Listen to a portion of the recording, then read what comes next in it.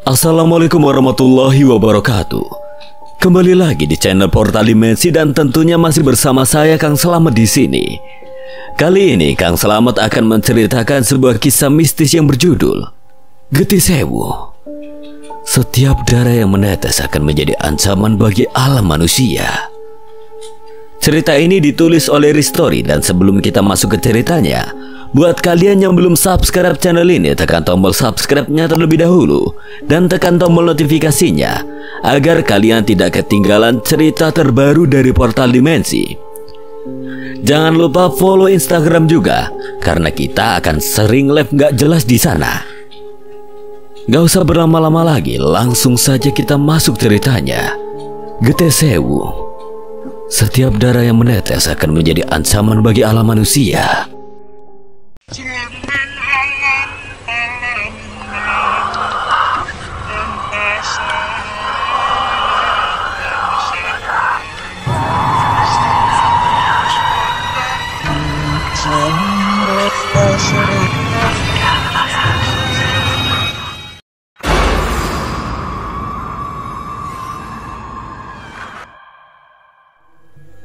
Setelah melenyapkan banyak siluman dan menyerang Ki Gandrung serta Nyi Weling dengan serangan cepat dan mematikan, sosok misterius itu akhirnya berhenti di hadapan Arlingga dan Suko. Suaranya lembut tapi tegas terdengar dari sosok tersebut. "Maaf, aku baru bisa datang." Perlahan sosok itu membuka jubah hitam yang menutupi tubuhnya. Begitu jubah itu terlepas, wajah yang penuh karisma dan kekuatan tampak jelas. Senyuman yang menenangkan namun penuh keyakinan tersungging di wajahnya. Suko dan Arlingga yang terluka langsung terbelalak, tidak percaya dengan siapa yang mereka lihat di hadapan mereka.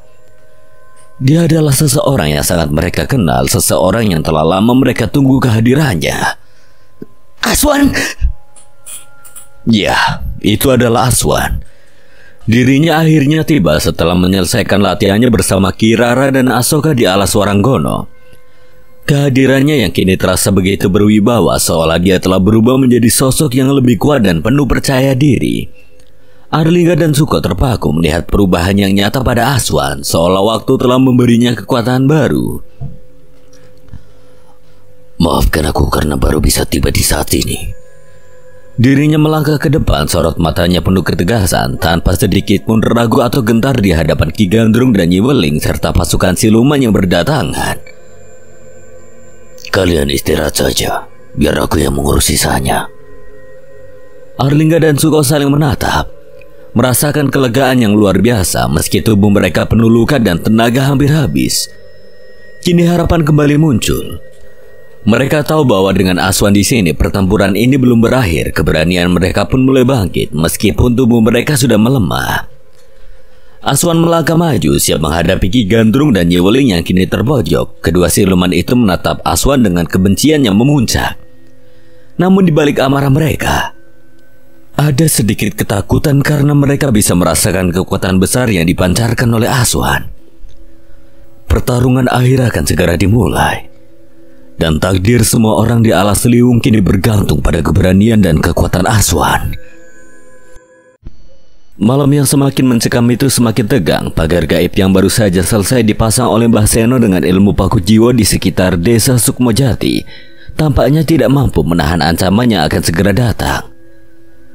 Mbah Seno dan Mbah Sarno berdiri di depan rumah mengamati kabut tipis yang mulai menebal dari arah hutan. Suara angin malam seolah membawa firasat buruk. "Seno, apa yang kau rasakan?" Mbah Seno tidak menjawab ucapan Mbah Sarno yang merasakan aura gelap yang semakin mendekat. Dirinya hanya bisa memandang jauh ke depan, matanya menyipit penuh kewaspadaan. Energi batinnya bergetar menyadari sesuatu sedang merusak pagar gaib yang baru saja ia buat. "Ada yang datang." Tiba-tiba dari dalam kabut yang menebal, sosok hitam muncul. Sesosok makhluk berkepala macan kumbang melangkah pelan namun pasti. Tubuhnya yang tinggi menjulang tampak begitu menyeramkan. Wajahnya memancarkan kekuatan gelap dan matanya memandang desa seolah-olah ia sudah menguasainya. "Siapa kau?" Tanya Mbah Seno dengan nada tegas. Tasbih di tangannya mulai berputar perlahan. Sosok itu menghentikan langkahnya beberapa meter di depan rumah Basarno. Senyumannya sinis, memperlihatkan kekejaman di balik sosoknya yang mengabaikan pertanyaan Baseno. Aku datang untuk mengambil apa yang seharusnya menjadi milikku. Apa yang kau inginkan? Getih Tunggal. Baseno terkejut mendengar permintaan itu. Dirinya mulai memahami siapa sosok yang berada di hadapannya sekarang. Tidak heran apabila pagar paku jiwa yang ia buat dapat dengan mudah ditembus. Kau tidak akan pernah mendapatkan dia, Mahesa Kolo. Benarkah? Mari kita lihat apakah kau masih bisa berbicara seperti itu setelah ini. Tiba-tiba Mahesa Kolo mengangkat tangannya. Basarno yang berada di samping Baseno menggertakkan giginya. Matanya beralih ke arah Mahesa Kolo dan anak-anak desa yang tiba-tiba muncul dari balik kabut. Terikat dengan rantai hitam ada 5 anak yang dipaksa berlutut di hadapan Mahesa Kolo. Tubuh mereka gemetar ketakutan. Jika kau menolak menyerahkan anak Getih Tunggal, maka 5 nyawa ini akan musnah di depan matamu. Apa kau bersedia membayar harga itu untuk seorang gadis? Baseno terdiam, pikirannya berkecamuk. Mata batinnya mengamati anak-anak desa yang tidak berdosa itu. Rasa tanggung jawab untuk melindungi desa dan semua penghuninya semakin menekan dirinya. Namun jika dia menyerahkan Suci, ritual yang diinginkan Mahesa Kolo akan berjalan dan dampaknya bisa jauh lebih besar. Kau tidak bisa melindungi semua orang tua, dan cepatlah membuat keputusan. Nyawa mereka di tanganmu. Baseno mengepalkan tasbihnya lebih erat, matanya terpejam rapat, mencoba mencari jawaban dalam hati yang semakin terguncang.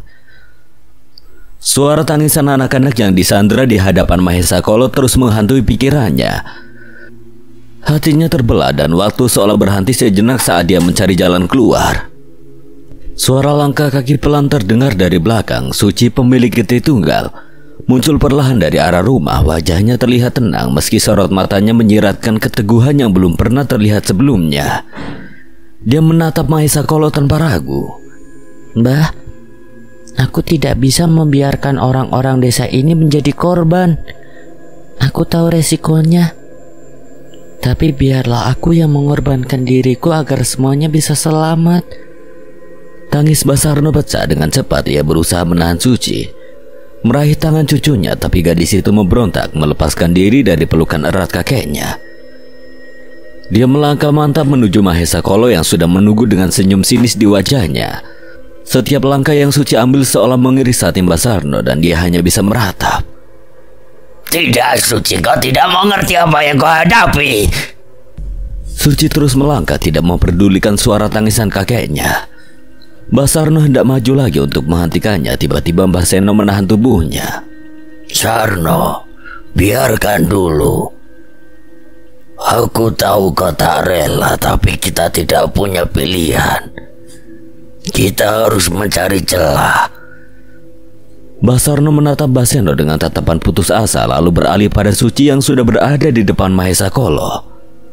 Tubuhnya gemetar. Tangan tuannya mengepal erat seolah berharap bisa menarik kembali cucunya dari nasib yang menanti.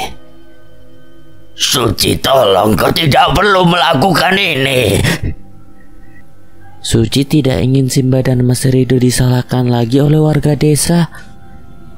Suci tidak ingin ada yang terluka lebih banyak lagi.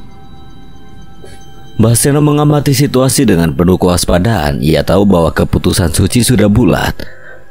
Dalam benaknya, Baseno mencoba mengulur waktu, berharap Mahendra dan yang lainnya bisa segera menyelesaikan permasalahan di Alas Seliwung dan menghentikan Mahesa Kolo sebelum semuanya terlambat. Di hadapannya, Mahesa Kolo tersenyum lebar. Sosok hitamnya tampak semakin besar dan menakutkan dalam kabut malam yang tebal. Kau membuat keputusan yang bijak, gadis kecil. Sekarang mari kita selesaikan semua ini. Mahesa Kolo meraih lengan Suci dengan kasar, menariknya mendekat ke arahnya. Suci tersentak, namun tidak ada rasa takut yang terlihat di wajahnya, hanya keteguhan dan keberanian yang luar biasa. Baseno, tolong cucuku, tolong selamatkan dia. Mbah Seno hanya bisa terdiam. Dia tahu bahwa setiap langkah yang dia ambil sekarang harus sangat hati-hati. Jika dia bergerak terlalu cepat atau gegabah, bukan hanya Suci yang akan terancam, tapi seluruh desa. Namun di tengah ketegangan itu, Mahesa Kolo tiba-tiba tertawa keras. Suaranya menggema di seluruh desa. Dia berbalik masih menggenggam lengan Suci, lalu mengeluarkan perintah dengan suara dingin. Serang desa ini. Hancurkan semuanya.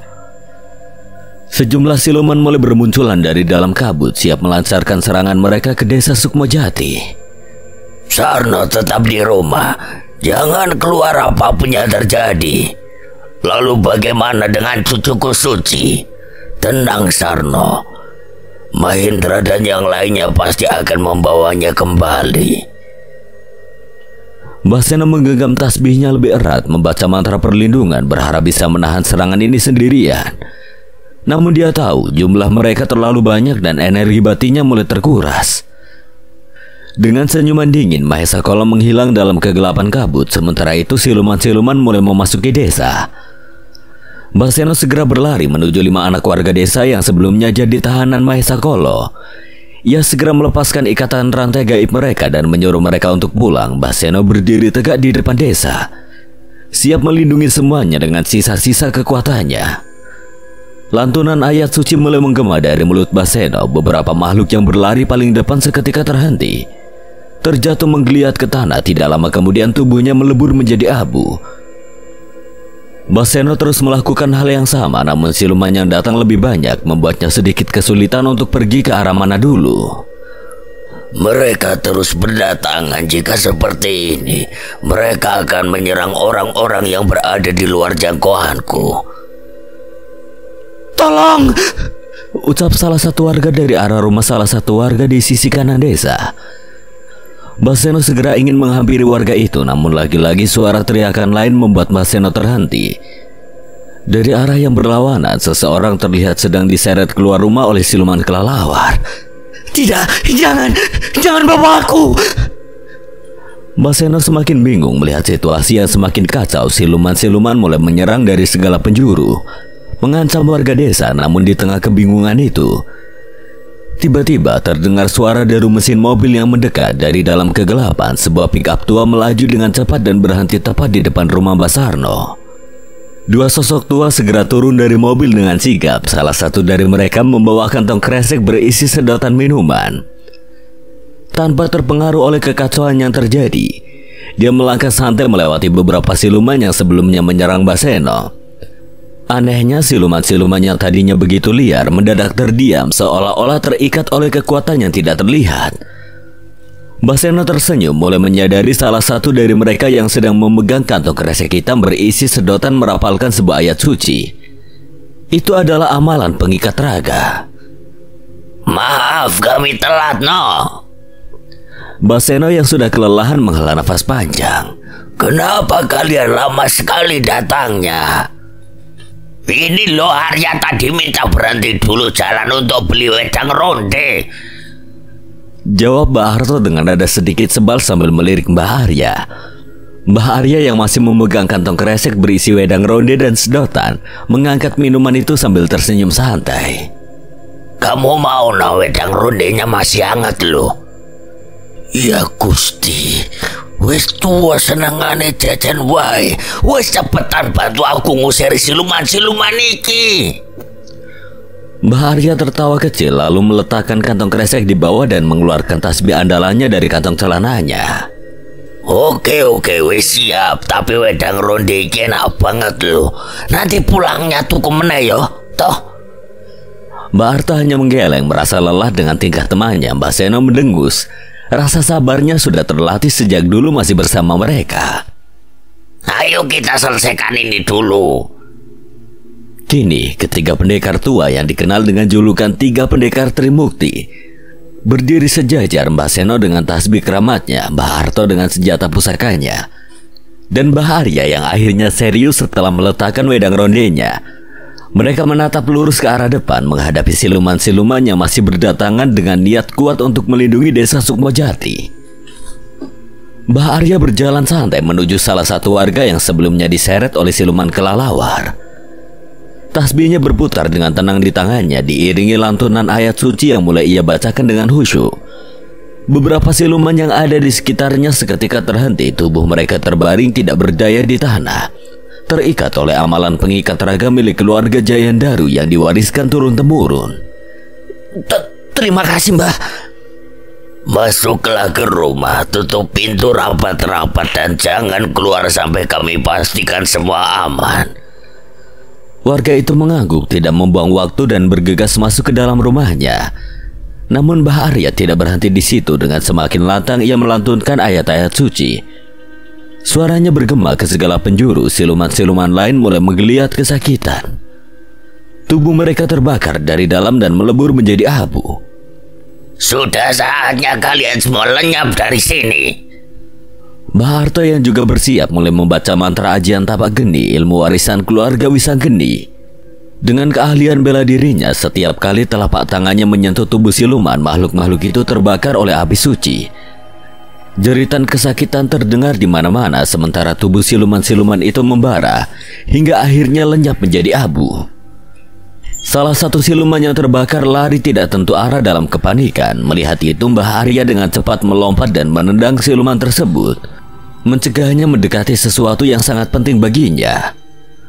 Harto, itu silumannya yang terbakar hampir saja menginjak plastik wedang rodeku.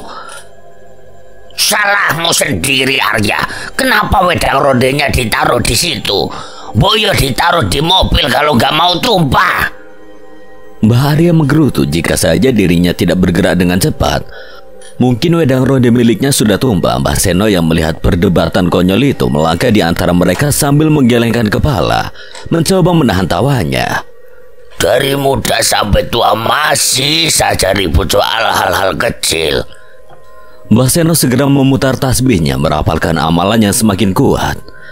Tasbihnya mulai bersinar terang, memancarkan cahaya keemasan dengan satu kibasan tangan. Siluman yang menyerang langsung terpental. Tubuh mereka berubah menjadi asap hitam sebelum akhirnya lenyap. Pertarungan semakin intens. Ketiga pendekar tua itu, Mbah Seno, Mbah Arya, dan Mbah Harto, berdiri teguh menghabisi setiap siluman yang datang menyerang desa. Mereka terus mendorong mundur makhluk-makhluk itu, memaksa mereka kembali ke dalam hutan alas liwung. Ketika mereka tiba di batas desa, tepat di perbatasan dengan hutan, Mbah Seno kembali memasang pagar gaib Paku Jiwo. Untuk memastikan tidak ada lagi makhluk yang bisa menembus pertahanan desa, mereka bertiga berdiri sejenak, memandang ke arah kegelapan yang menyelimuti hutan di kejauhan, merasa sedikit lega bahwa setidaknya desa kini aman sementara. Mereka datang lagi dari mana semua ini, no? Alas liwung. Tapi kenapa mereka bisa menembus pagar gaibmu? Pagar jiwa harusnya cukup kuat untuk menahan mereka. Mbah Seno menarik nafas panjang mencoba meredam kegelisahannya. Sebelumnya ia sudah menceritakan tentang kondisi desa Sukmojati dan kekuatan pagar gaibnya yang seharusnya cukup kuat untuk menahan makhluk-makhluk itu. Pimpinannya yang merusaknya. Mahesa Kolo maksudmu? Iya, Mahesa Kolo. Dialah yang menjebol pagar gaibku. Dan bukan hanya itu, dia juga membawa anak itu, anak dengan getih tunggal.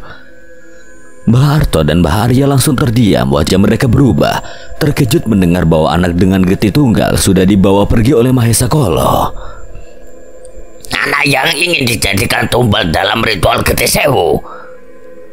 Anak itu menyerahkan dirinya agar tidak ada lagi anak-anak desa yang menjadi korban. Dia melakukan ini untuk menyelamatkan semua orang.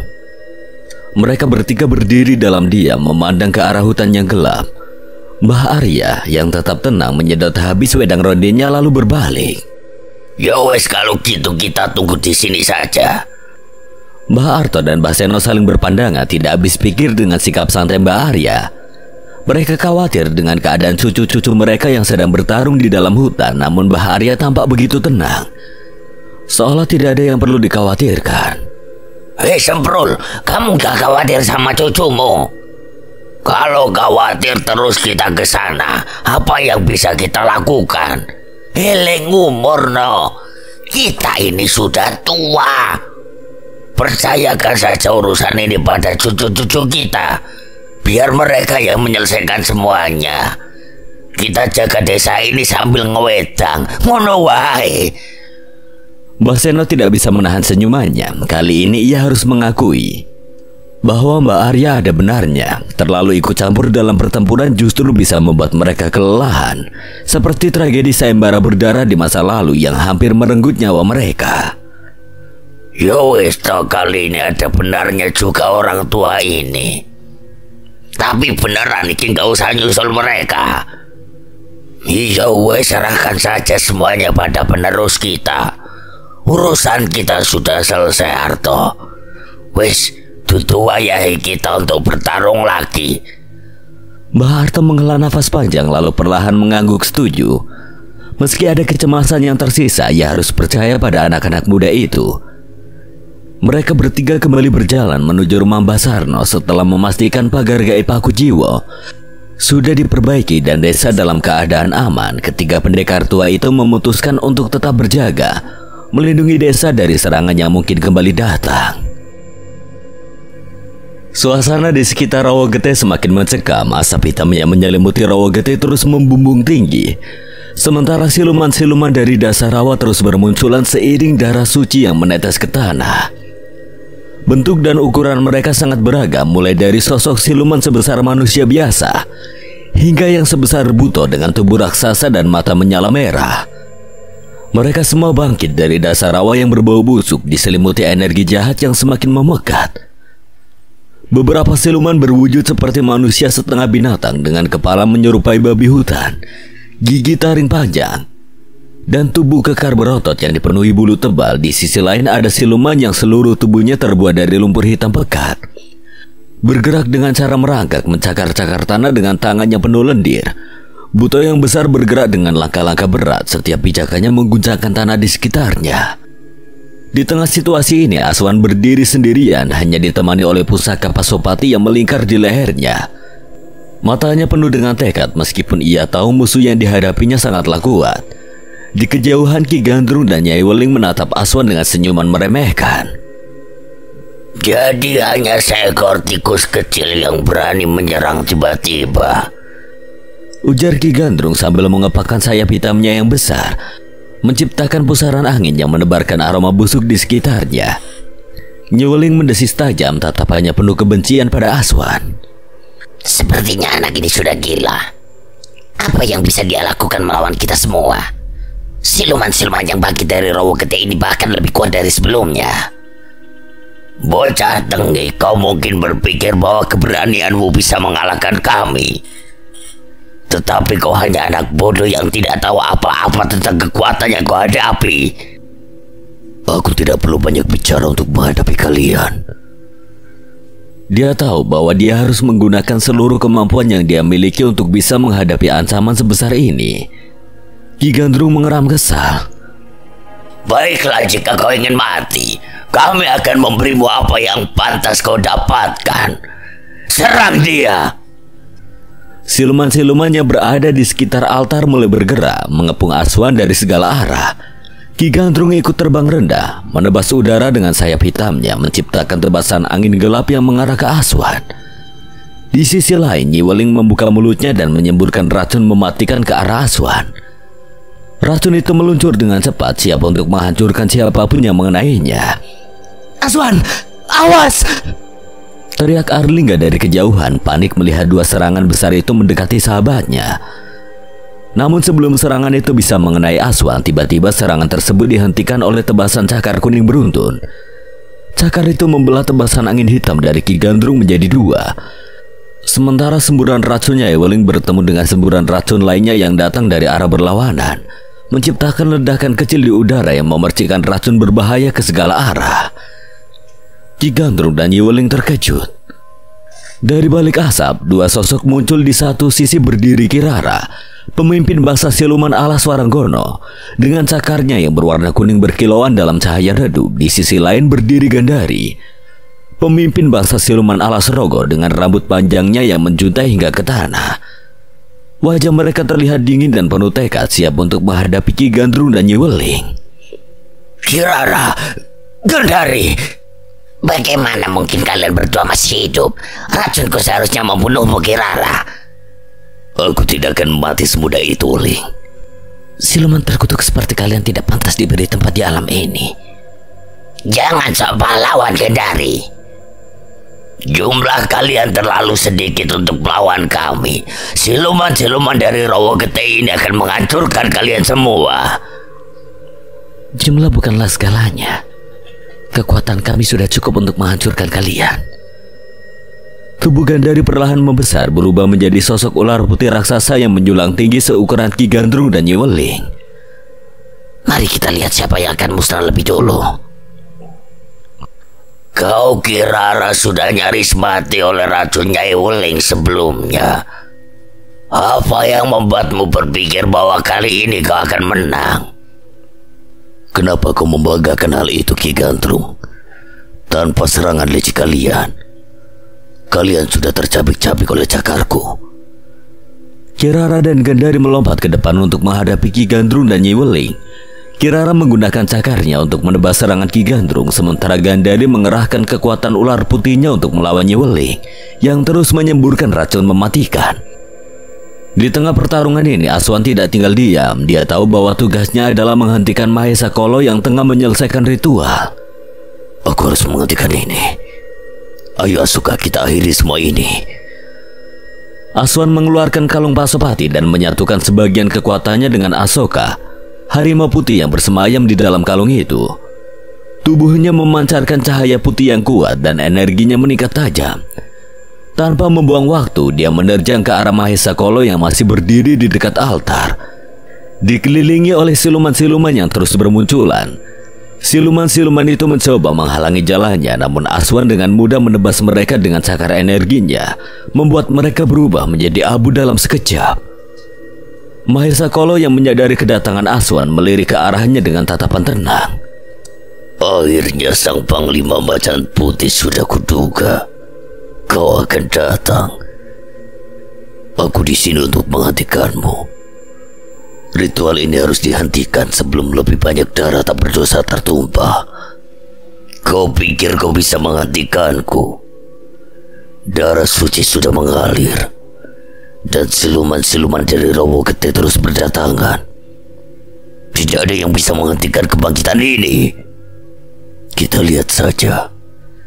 Dengan kecepatan luar biasa, Aswan menerjang Mahesa Kolo, melancarkan pukulan keras yang dipenuhi energi Asoka.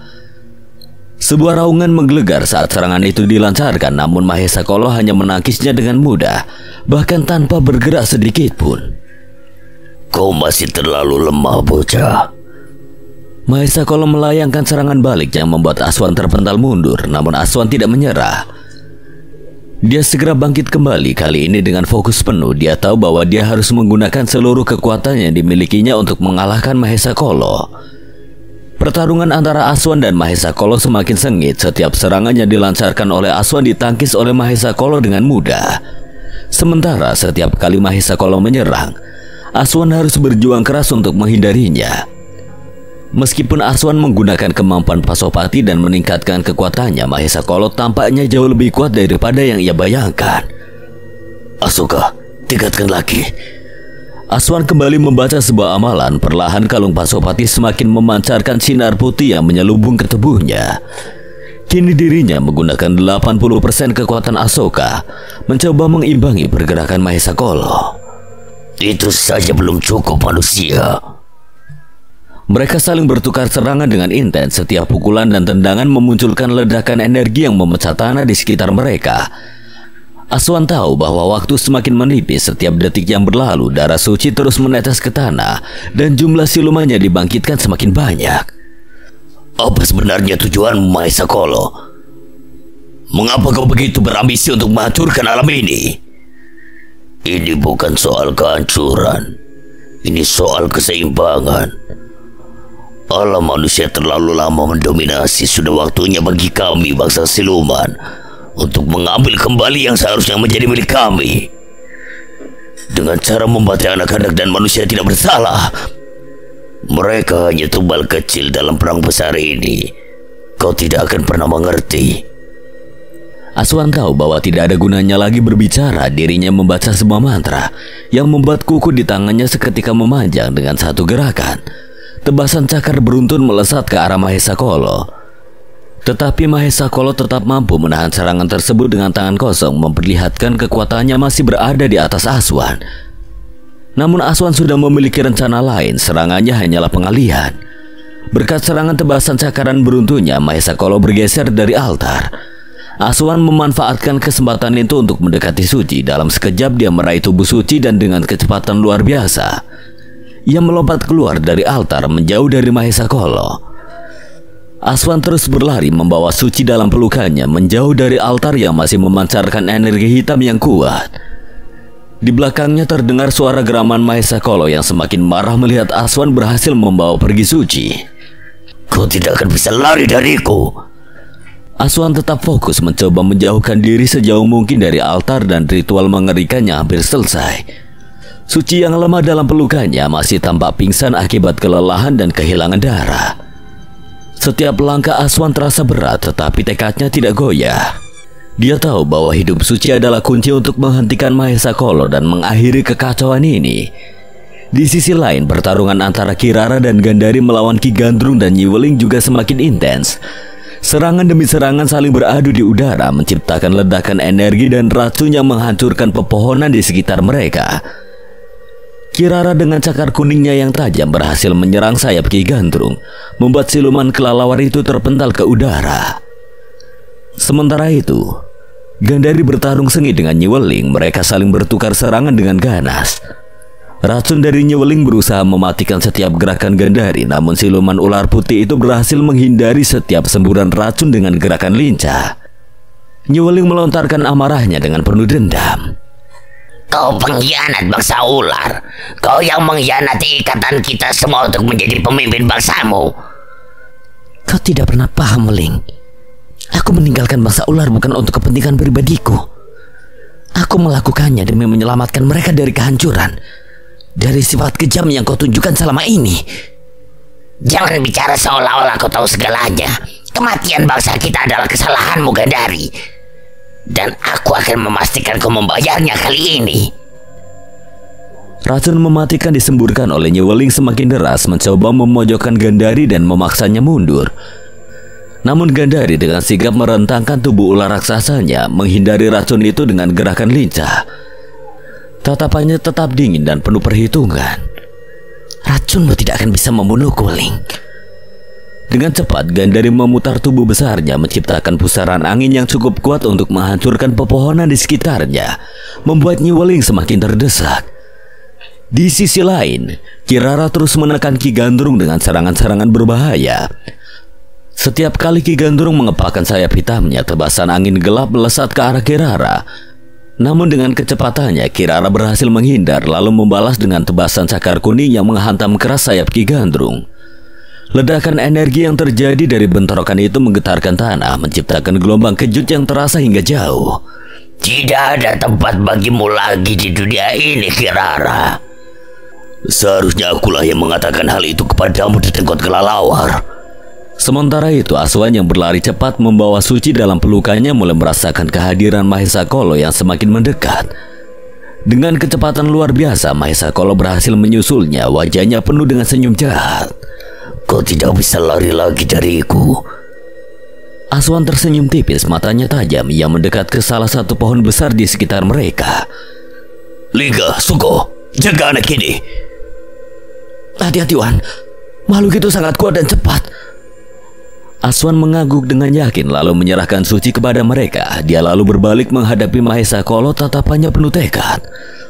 Ayo Asoka, kita tunjukkan hasil latihan kita padanya. Tubuh Aswan mulai merendah, persis seperti seekor harimau yang hendak menerkam mangsanya. Energi putih yang menyelubungi tubuhnya semakin berkilauan, memperlihatkan pola garis-garis harimau yang tajam.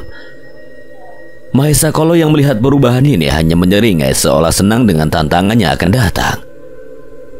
Mahesa Kolo lalu melepas jubah hitam yang selama ini menutupi tubuhnya, memperlihatkan tubuhnya yang kekar dan penuh dengan bekas luka pertempuran, termasuk satu tebasan besar di dadanya. Majulah, aku akan semakin bersemangat untuk menghabisi kalian semua. Tanpa banyak bicara lagi, Aswan langsung melesat dengan kecepatan tinggi ke arah Mahesa Kolo. Pukulan mereka bertemu di tengah-tengah menciptakan ledakan energi yang menggelegar di seluruh area.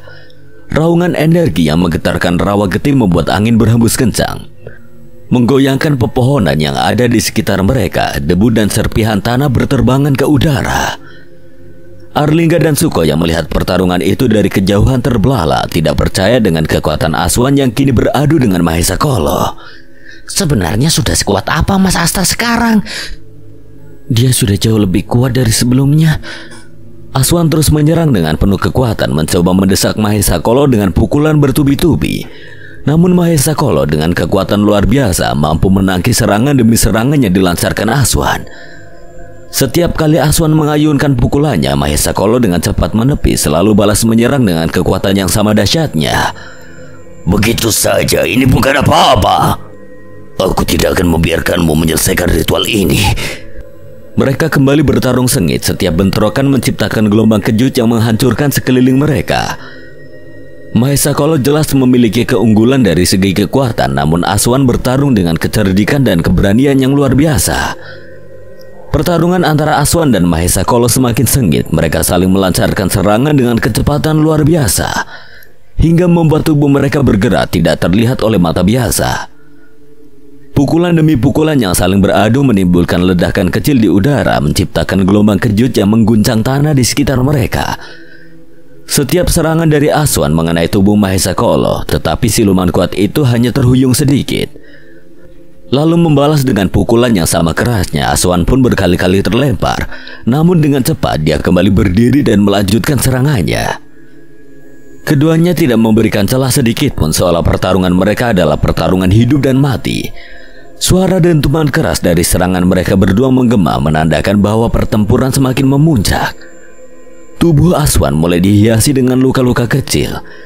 Di sisi lain, Mahesa Kolo juga menunjukkan tanda-tanda kelelahan meskipun masih tampak lebih unggul dalam hal kekuatan fisik. Saat pertempuran berlangsung, Mahesa Kolo tiba-tiba berteriak dengan nada memerintah. Buto, Beku Kajang, ambil anak itu, bawa Getih Tunggal ke altar. Perintahnya sambil menunjuk ke arah suci yang berada di belakang Arlingga dan Suko. Tiga sosok besar tiba-tiba muncul dari balik kabut tebal, siluman-siluman raksasa yang tinggi menjulang. Tubuh mereka setinggi pohon kelapa dengan wajah menyeramkan dan gigi taringnya mencuat keluar. Kuku panjang mereka berkilau mengancam, siap mencabik apapun yang menghalangi jalan mereka. Sosok-sosok ini setara dengan 100 siluman biasa. Dasar pengecut, kau memanfaatkan situasi di tengah pertarungan. Apa ini caramu bertarung? Ini adalah medan pertempuran, bukan pertarungan 1 lawan 1. Arlingga dan Suko yang masih dalam kondisi belum sepenuhnya pulih merasa terancam dengan kehadiran makhluk-makhluk itu. Tubuh mereka terasa lemah sementara darah mengalir dari luka-luka yang mereka derita selama pertarungan sebelumnya. Meski begitu, mereka berdua tetap berdiri, memegang pusaka mereka masing-masing, siap menghadapi ancaman yang ada di depan mereka. Aswan yang sedang bertarung dengan Mahesa Kolo saat kehilangan fokus ketika melihat makhluk-makhluk besar itu mendekati suci. Kegelisahan melintas di wajahnya dalam sekejap. Mahesa Kolo memanfaatkan kesempatan itu dan menyerang Aswan dengan tendangan keras ke perutnya, membuat Aswan terlempar jauh ke belakang dan menghantam tanah dengan keras. Aswan, jangan lengah. Suara Asoka bergema di pikiran Aswan, memperingatkan agar dia tidak terganggu oleh hal-hal lain dan tetap fokus pada musuh yang ada di depannya. Aswan merasakan sakit luar biasa di tubuhnya, namun kata-kata Asoka membangkitkan kesadarannya kembali. Dia menggertakkan gigi, menahan rasa sakit dan memaksa dirinya untuk bangkit. Namun di saat yang sama, 3 makhluk besar dengan taring tajam dan kuku panjang itu sudah berada tepat di hadapan Arlingga dan Suko. Apa yang harus kita lakukan, Lingga? Kita tidak punya pilihan selain melawan, Suko.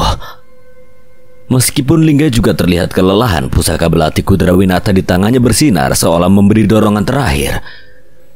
Namun sebelum ketiga makhluk besar itu sempat menyerang, awan hitam tiba-tiba menggumpal di atas kepala mereka.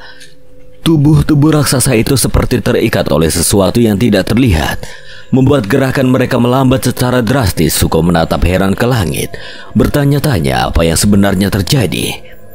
Ada apa ini? Mengapa tiba-tiba mereka berhenti melangkah dan awan ini dari mana munculnya?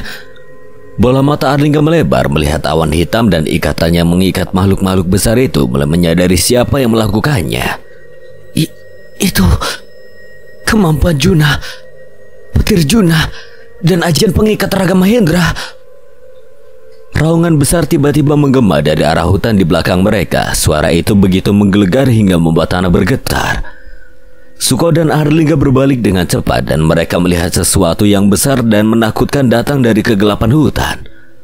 Semua yang sedang bertarung seketika berpaling ke arah suara raungan itu berasal. Hingga petir besar tiba-tiba menyambar dari awan hitam menghantam 3 makhluk besar yang berada di hadapan Arlingga dan Suko. Tubuh-tubuh raksasa itu terhuyung mundur, terperangah oleh kekuatan petir yang tidak terduga itu. Suara berdebam semakin mendekat. Dan sesaat kemudian sebuah pohon besar melayang ke udara dilemparkan dengan kekuatan besar ke arah makhluk-makhluk raksasa itu. Pohon tersebut menghantam mereka dengan keras, membuat mereka terhuyung-huyung mundur ke belakang. Dari balik kegelapan muncul sesosok kera hitam raksasa dengan postur yang begitu mengesankan.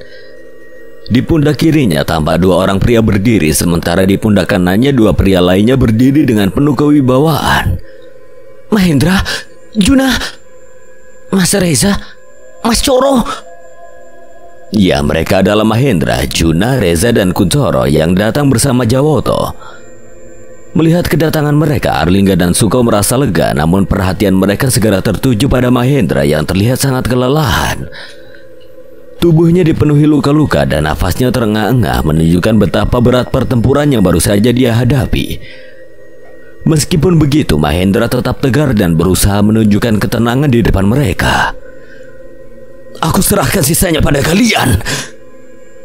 Mahendra berpaling ke arah Aswan yang sedang berhadapan dengan Mahesa Kolo. Dengan sekuat tenaga ia berteriak, Aswan, fokuslah mengalahkan musuh yang ada di depanmu.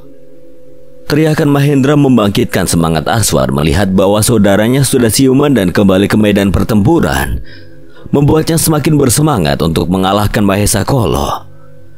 Rasa sakit di tubuhnya seolah tidak terasa lagi. Matanya menajam menatap Mahesa Kolo. Di sisi lain, Arlingga, Suko, Juna, Reza, Kuncoro, dan Jawoto berdiri tegak membentuk barisan perlindungan di depan Suci. Mereka semua bersiap untuk melindungi gadis itu dengan segala cara. Mahesa Kolo yang sebelumnya begitu yakin akan kemenangan kini mulai kehilangan fokusnya. Wajahnya terlihat kesal sekaligus terkejut melihat Mahendra dan Juna yang ternyata masih hidup. Jawoto, ini buat kamu. Kuncoro melempar 5 buah rambutan beserta tangkai-tangkainya ke arah mulut Jawoto. Jawoto, sekarang kasih tahu yang serem-serem pada mereka.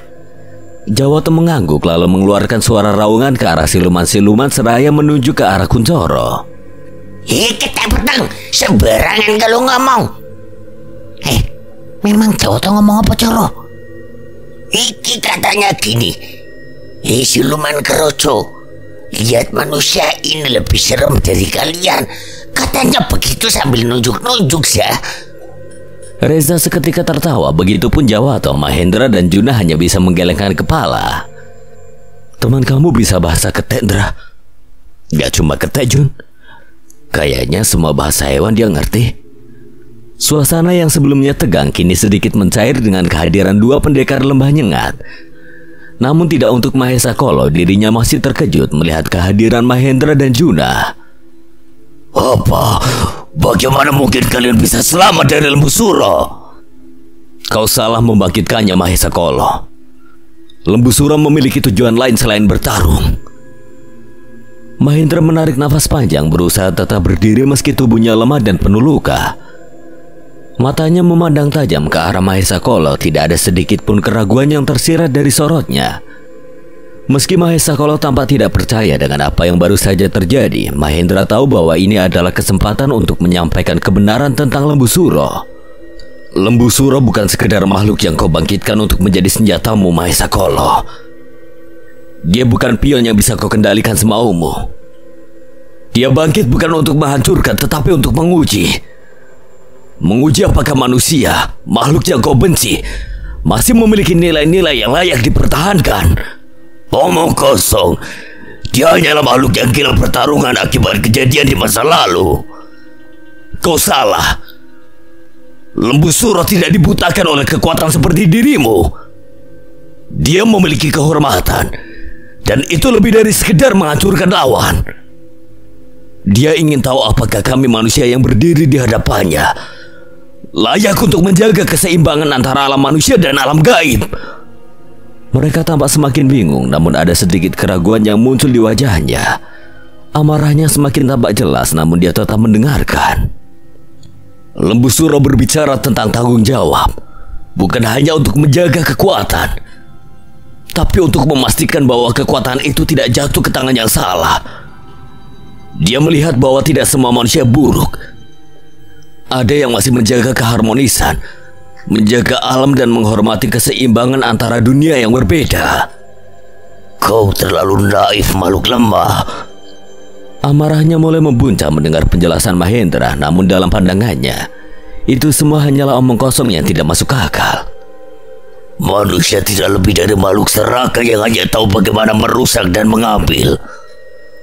Alam ini sudah terlalu lama dirusak oleh manusia, dan sudah saatnya kami bangsa siluman mengambil kembali apa yang menjadi hak kami. Kau mungkin benar. Ada manusia yang serakah, yang merusak alam tanpa peduli. Tapi tidak semua seperti itu, Mahesa Kolo. Dan Lembu Suro mengerti itu.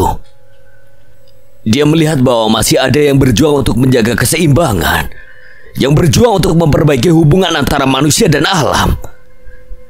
Itulah sebabnya dia tidak melanjutkan pertarungan untuk membinasakan kami. Mendengar ini, amarah Mahesa Kolo mencapai puncaknya. Matanya menyala merah, dan dia mengeram dengan keras, membuat tanah di sekitar mereka bergetar. Cukup, kau tidak tahu apa-apa. Kalian manusia tidak layak hidup di dunia ini. Kalian hanya bisa menghancurkan apa yang seharusnya menjadi milik kami. Dengan sekuat tenaga, Mahesa Kolo mengumpulkan energi kegelapan di tangannya, bersiap untuk melancarkan serangan dahsyat. Matanya memancarkan kebencian yang dalam, dan tubuhnya bergetar oleh amarah yang sudah tidak terkendali. Dan ini menjadi kesempatan bagi Aswan yang sejak tadi memperhatikan sembari memulihkan diri. Tanpa ragu, Aswan melesat cepat ke arah Mahesa Kolo, melancarkan serangan pukulan yang menggelegar. Mahesa Kolo yang masih dalam keadaan terkejut tidak sempat menahan serangan itu dan terpental beberapa meter hingga ke pinggir rawa. Lawanmu adalah aku, Mahesa Kolo. Pertarungan semakin memanas, cairan hitam bercampur darah berserakan di tanah, menjadi saksi betapa kerasnya pertempuran yang terjadi. Mahesa Kolo yang marah kini bangkit kembali mengeluarkan seluruh kekuatannya.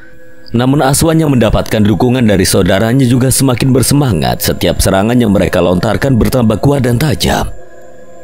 Ki Gandrung dan Nyi Weling pun mulai kesulitan menahan serangan dari Kirara dan Gandari.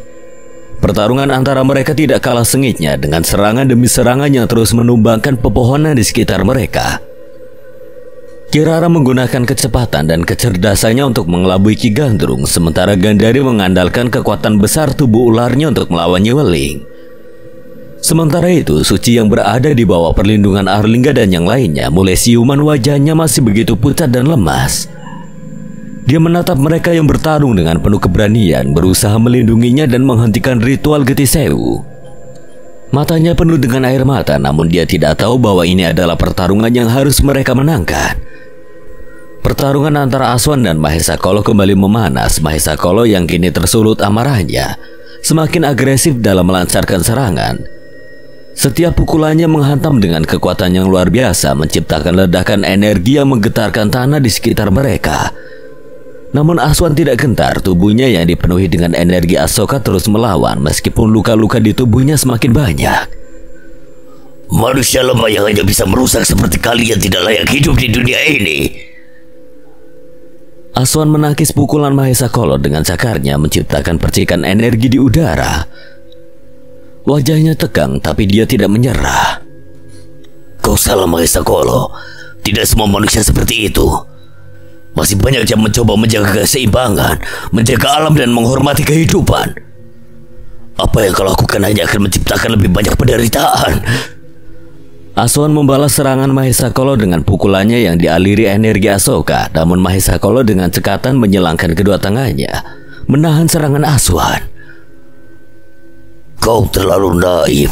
Keseimbangan itu hanya omong kosong yang digunakan untuk menutupi ketamakan mereka. Kami siluman sudah cukup lama menderita karena ulah manusia.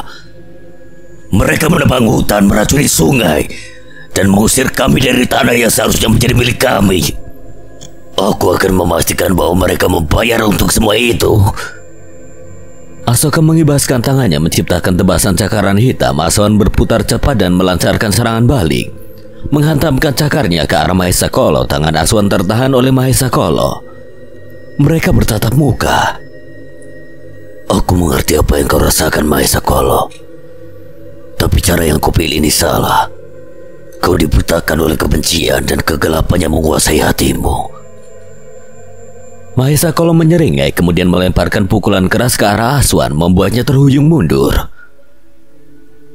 Aku sudah lama berada dalam kegelapan ini. Kegelapan inilah yang memberiku kekuatan. Kau ingat, Asoka? Kau ingat bagaimana dulu kita bertarung di sisi yang sama? Aswan menghentikan langkahnya sejenak mendengarkan kata-kata Mahesa Kolo. Dia tahu di dalam dirinya Asoka mendengarkan perkataannya. Pertarungan antara Mahesa Kolo dan Asoka bukanlah hal yang baru. Dulu kita sama-sama menjadi penjaga kerajaan. Kau melindungi raja bodoh itu, sementara aku melihat apa yang sebenarnya terjadi di balik istana megahnya. Mereka memperlakukan kita seperti Allah, tidak lebih dari pelayan setia yang harus tunduk pada perintah mereka. Tapi kau, Asoka, kau memilih untuk tetap setia pada mereka. Kau memilih untuk melindungi mereka meskipun mereka tidak layak. Aswan memejamkan mata. Bola matanya berubah menjadi mata harimau. Asoka mengambil alih tubuh Aswan, menanggapi perkataan Mahesa Kolo dengan tenang. Aku memilih jalan itu bukan karena kesetiaan buta, Mahesa Kolo. Aku memilih untuk menjaga kehidupan.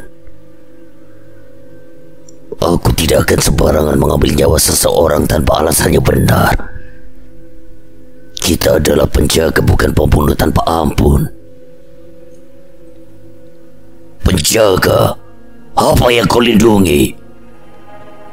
Manusia-manusia yang hanya tahu bagaimana memanfaatkan kita. Mereka tidak pernah menghargai kita, Asoka. Mereka memanfaatkan kekuatan kita untuk kepentingan mereka sendiri. Sementara kita menderita di bawah bayang-bayang mereka. Satu bola mata Aswan berubah normal. Dirinya kembali mengambil alih kesadarannya. Dia sudah tahu mengenai masa lalu Mahesa Kolo dan Asoka dan tidak ingin membuat Asoka mengingat kembali masa lalunya. Jalannya dipilih Asoka sudah benar ketika dirinya memutuskan untuk ikut dengan Eyang Sena. Asoka tahu itu, Mahesa Kolo. Tapi dia juga tahu bahwa membalas dengan kebencian hanya akan membawa kehancuran lebih besar. Kegelapan yang kau pilih telah membutakanmu dari jalan yang benar. Aswan menggenggam kalung Pasopati di dadanya, menggenggam erat kekuatan yang diberikan oleh Asoka. Energi Asoka mulai bergetar di dalam tubuhnya, memberikan kekuatan tambahan untuk melanjutkan pertarungan. Mahesa Kolo tersenyum sinis, selalu menyerang Aswan dengan kecepatan yang mengerikan. Kau dan Asoka adalah pengecut. Kalian takut menggunakan kekuatan yang kalian miliki. Kalian hanya tahu bagaimana menjadi pelindung yang lemah. Serangan Mahesa Kolo menghantam Aswan, tetapi Aswan berhasil menangkis sebagian besar dengan cakar putihnya. Pukulan mereka terus beradu menciptakan ledakan energi yang terus-menerus. Namun kali ini Aswan bisa merasakan bahwa Mahesa Kolo semakin cepat dan semakin kuat, seiring dengan kebenciannya yang semakin meluap. Sampai kapan kau akan terus memanjakan manusia, Asoka? Mereka tidak layak dilindungi. Mereka lemah dan pengecut. Mereka menghancurkan segalanya dan mereka harus dibasmi. Manusia memang tidak sempurna, tapi kau tidak bisa menghakimi mereka semuanya karena sebagian dari mereka salah. Aswan mengepalkan tangannya erat-erat, memusatkan energi Asoka di sekujur tubuhnya. Terutama pada kedua tinjunya dengan kecepatan luar biasa, Aswan melesat menyerang Mahesa Kolo. Tinju Aswan menghantam wajah Mahesa Kolo dengan kekuatannya menggelegar, diiringi raungan harimau yang terdengar menggema di seluruh area pertarungan. Mahesa Kolo terhempas jauh ke belakang, menabrak beberapa pohon besar yang langsung tumbang akibat benturannya. Namun Mahesa Kolo segera bangkit seolah tidak merasakan sakit. Dia mengangkat pohon besar yang menimpa tubuhnya hanya dengan satu tangan. Dengan tatapan penuh kebencian dia berteriak, "Kau masih terperangkap dalam idealismemu, Asoka. Dunia ini keras dan hanya yang kuat yang berhak bertahan." Mahesa Kolo melemparkan pohon besar itu ke arah Aswan dengan cakar tajamnya. Aswan memotong pohon tersebut menjadi beberapa bagian dengan mudah. Namun di tengah serpihan kayu yang berterbangan, Mahesa Kolo bergerak cepat sebelum Aswan sempat bereaksi. Mahesa Kolo menghantamnya dengan kekuatan dahsyat, membuat Aswan terlempar jauh dan tertimbun oleh pepohonan yang jatuh akibat benturan tubuhnya. Aswan! Juna yang sedang bertarung melawan pasukan siluman Mahesa Kolo berusaha untuk menghampiri Aswan, namun Mahendra segera menahan bahunya. Kenapa, Indra? Kita harus bantu Aswan melawan Mahesa Kolo. Biarkan dia mengurus Mahesa Kolo kali ini. Tapi Indra, Mahesa Kolo bukan lawan biasa. Dia bahkan mungkin lebih kuat dari Surogandru. Mahendra paham kekhawatiran Juna. Dia tahu Mahesa Kolo memang jauh lebih kuat dibandingkan dengan Surogandru, Panglima Segoro Gede yang pernah mereka hadapi. Namun Mahendra juga tahu betapa besar tekad dan kekuatannya dimiliki Aswan sekarang. Setelah pertempuran sebelumnya, Aswan telah berlatih keras tidak hanya untuk menebus kekalahannya, tapi juga untuk melindungi yang lain. Tanpa Aswan yang menahan Surogandru kala itu, mereka mungkin tidak akan punya cukup waktu untuk pulih dan menyusun serangan balik. Aku tahu betapa kuatnya Mahesa Kolo, Juna. Tapi aku juga tahu seberapa besar tekad dan kekuatan yang Aswan miliki sekarang. Tiba-tiba sebuah batu melesat cepat dan menghantam siluman yang berhadapan dengan Juna. Batu itu meledak dan langsung menghancurkan siluman tersebut menjadi abu. Kalau kalian gak mau bertarung, biar aku saja yang meladeni mereka semua. Satu lagi batu melayang dengan cepat, kali ini menghantam siluman yang mencoba menyerang Juna dari bawah. Ledakan kecil yang disebabkan oleh batu tersebut membuat siluman itu terhenti seketika.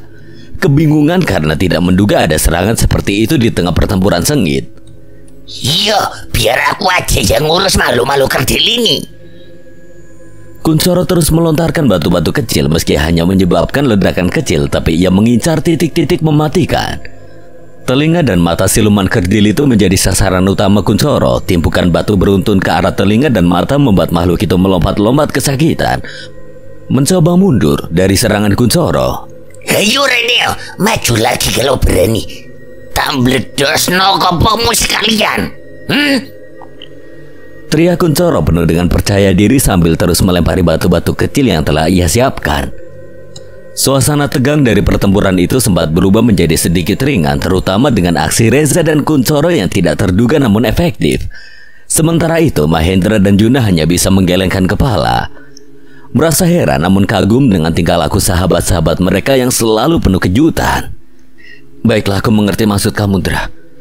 Juna mulai mengerti jika ikut bertarung juga mungkin tidak akan memberi bantuan yang besar.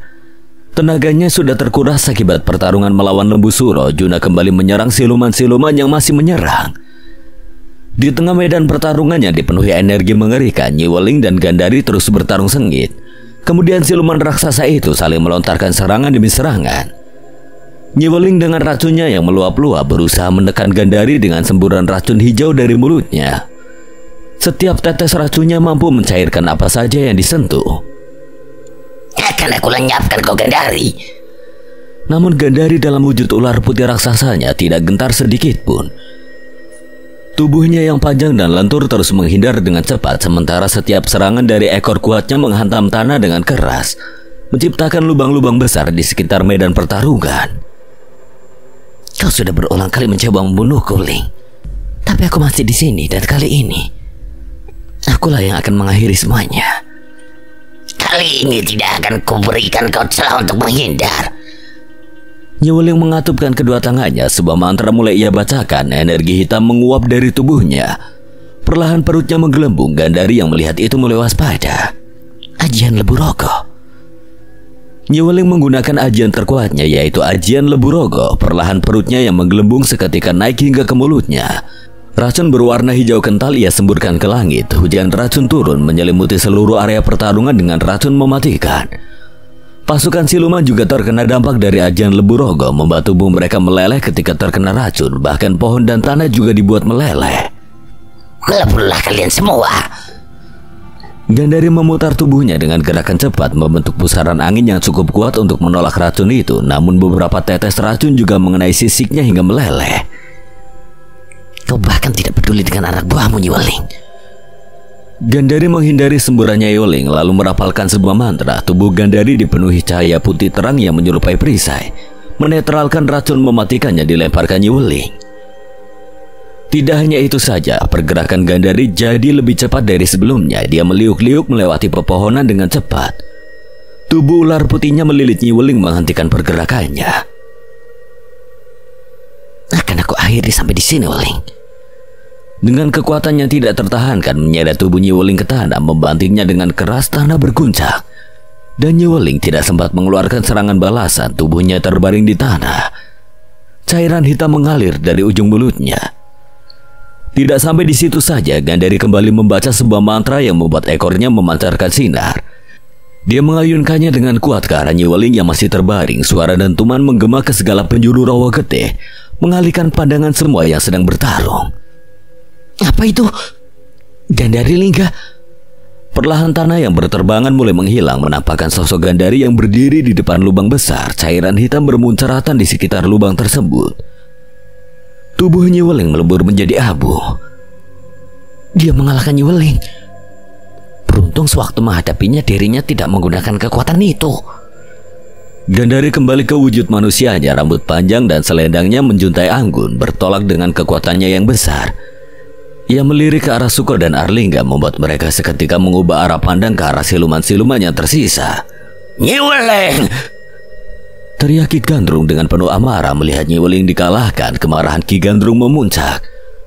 Wajahnya berubah liar, dipenuhi kebencian dan dendam. Tanpa berpikir panjang, ia mencoba menyerang Gandari diam-diam dari belakang, berharap bisa menghancurkan musuh yang baru saja mengalahkan sekutunya. Akan aku hancurkan kau, ular sialan! Ki Gandrung terbang dengan cepat menuki ke arah Gandari yang baru saja menyelesaikan pertarungan.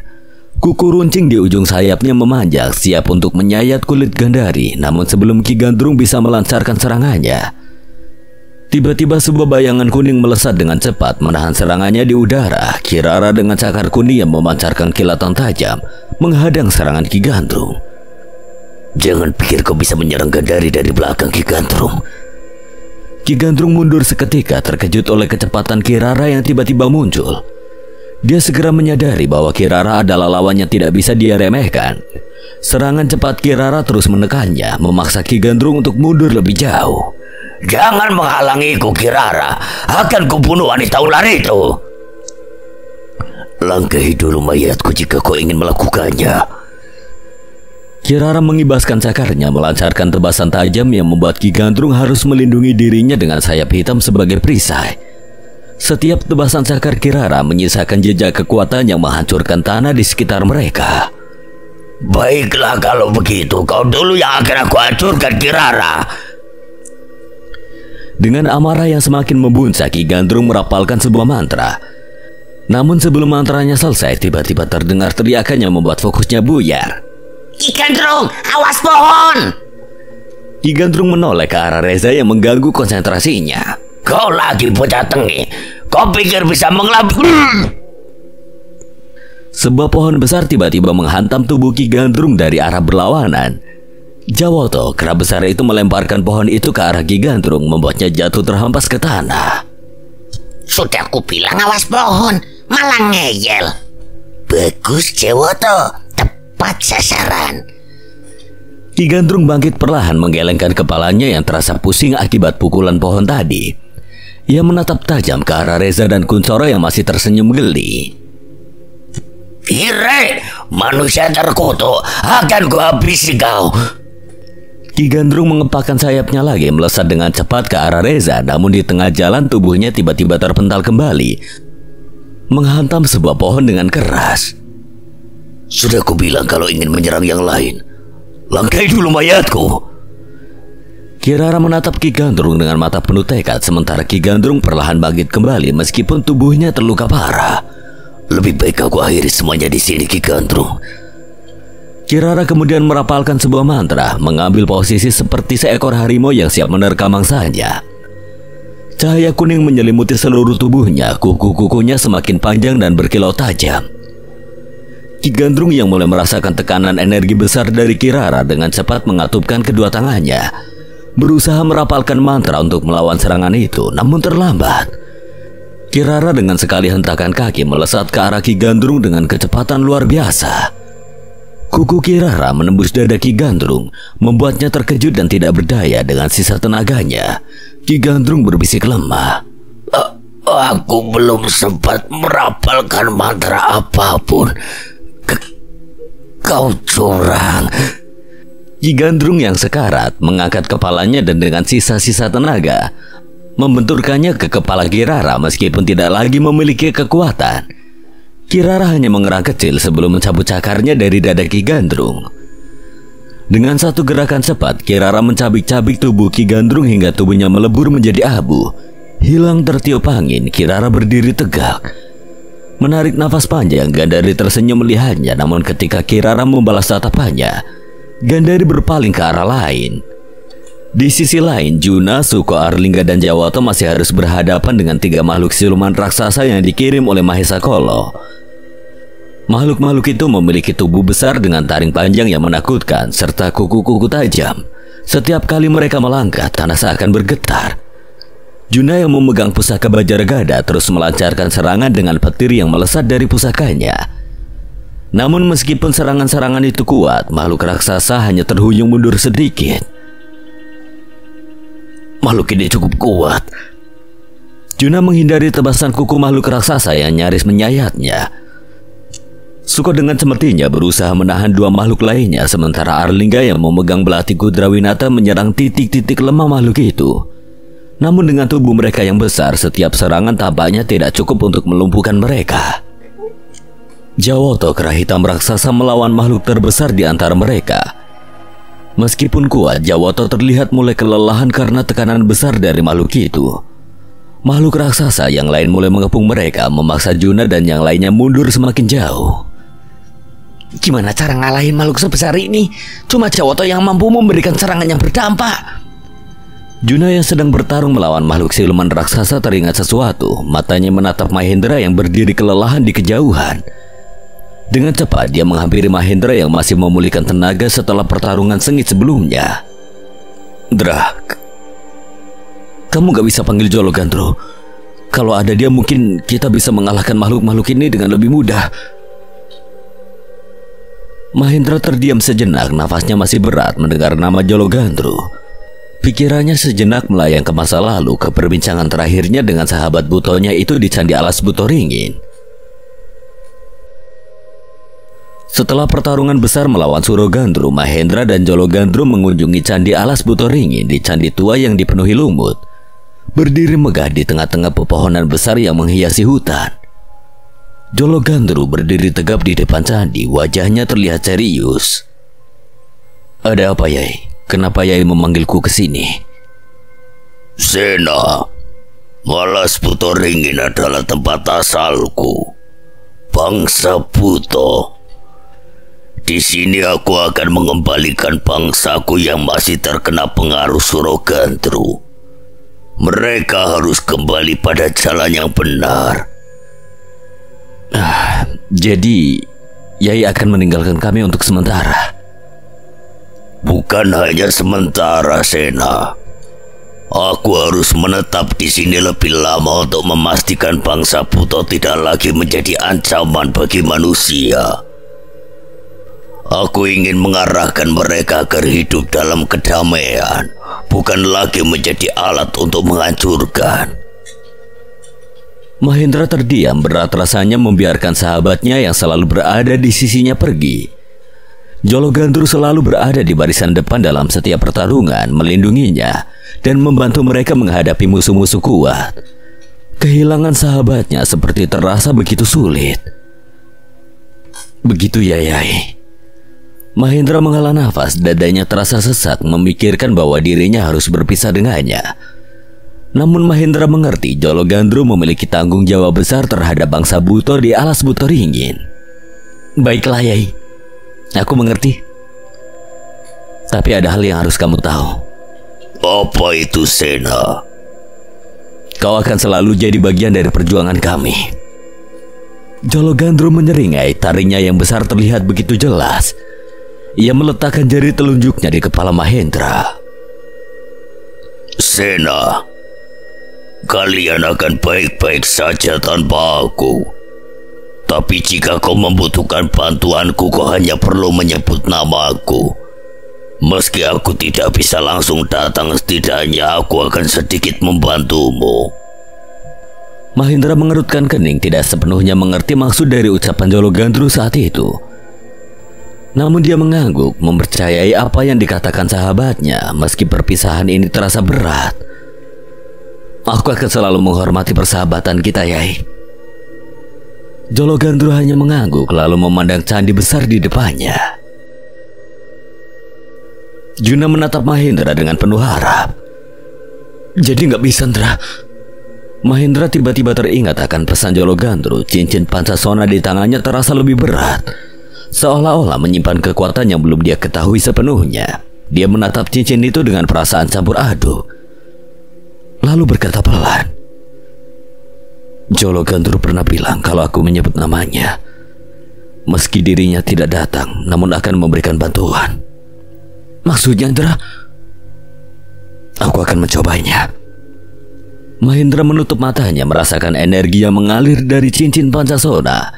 Dengan penuh keyakinan, ia mulai memanggil nama sahabatnya. Jolo Gandru, tolong bantu aku.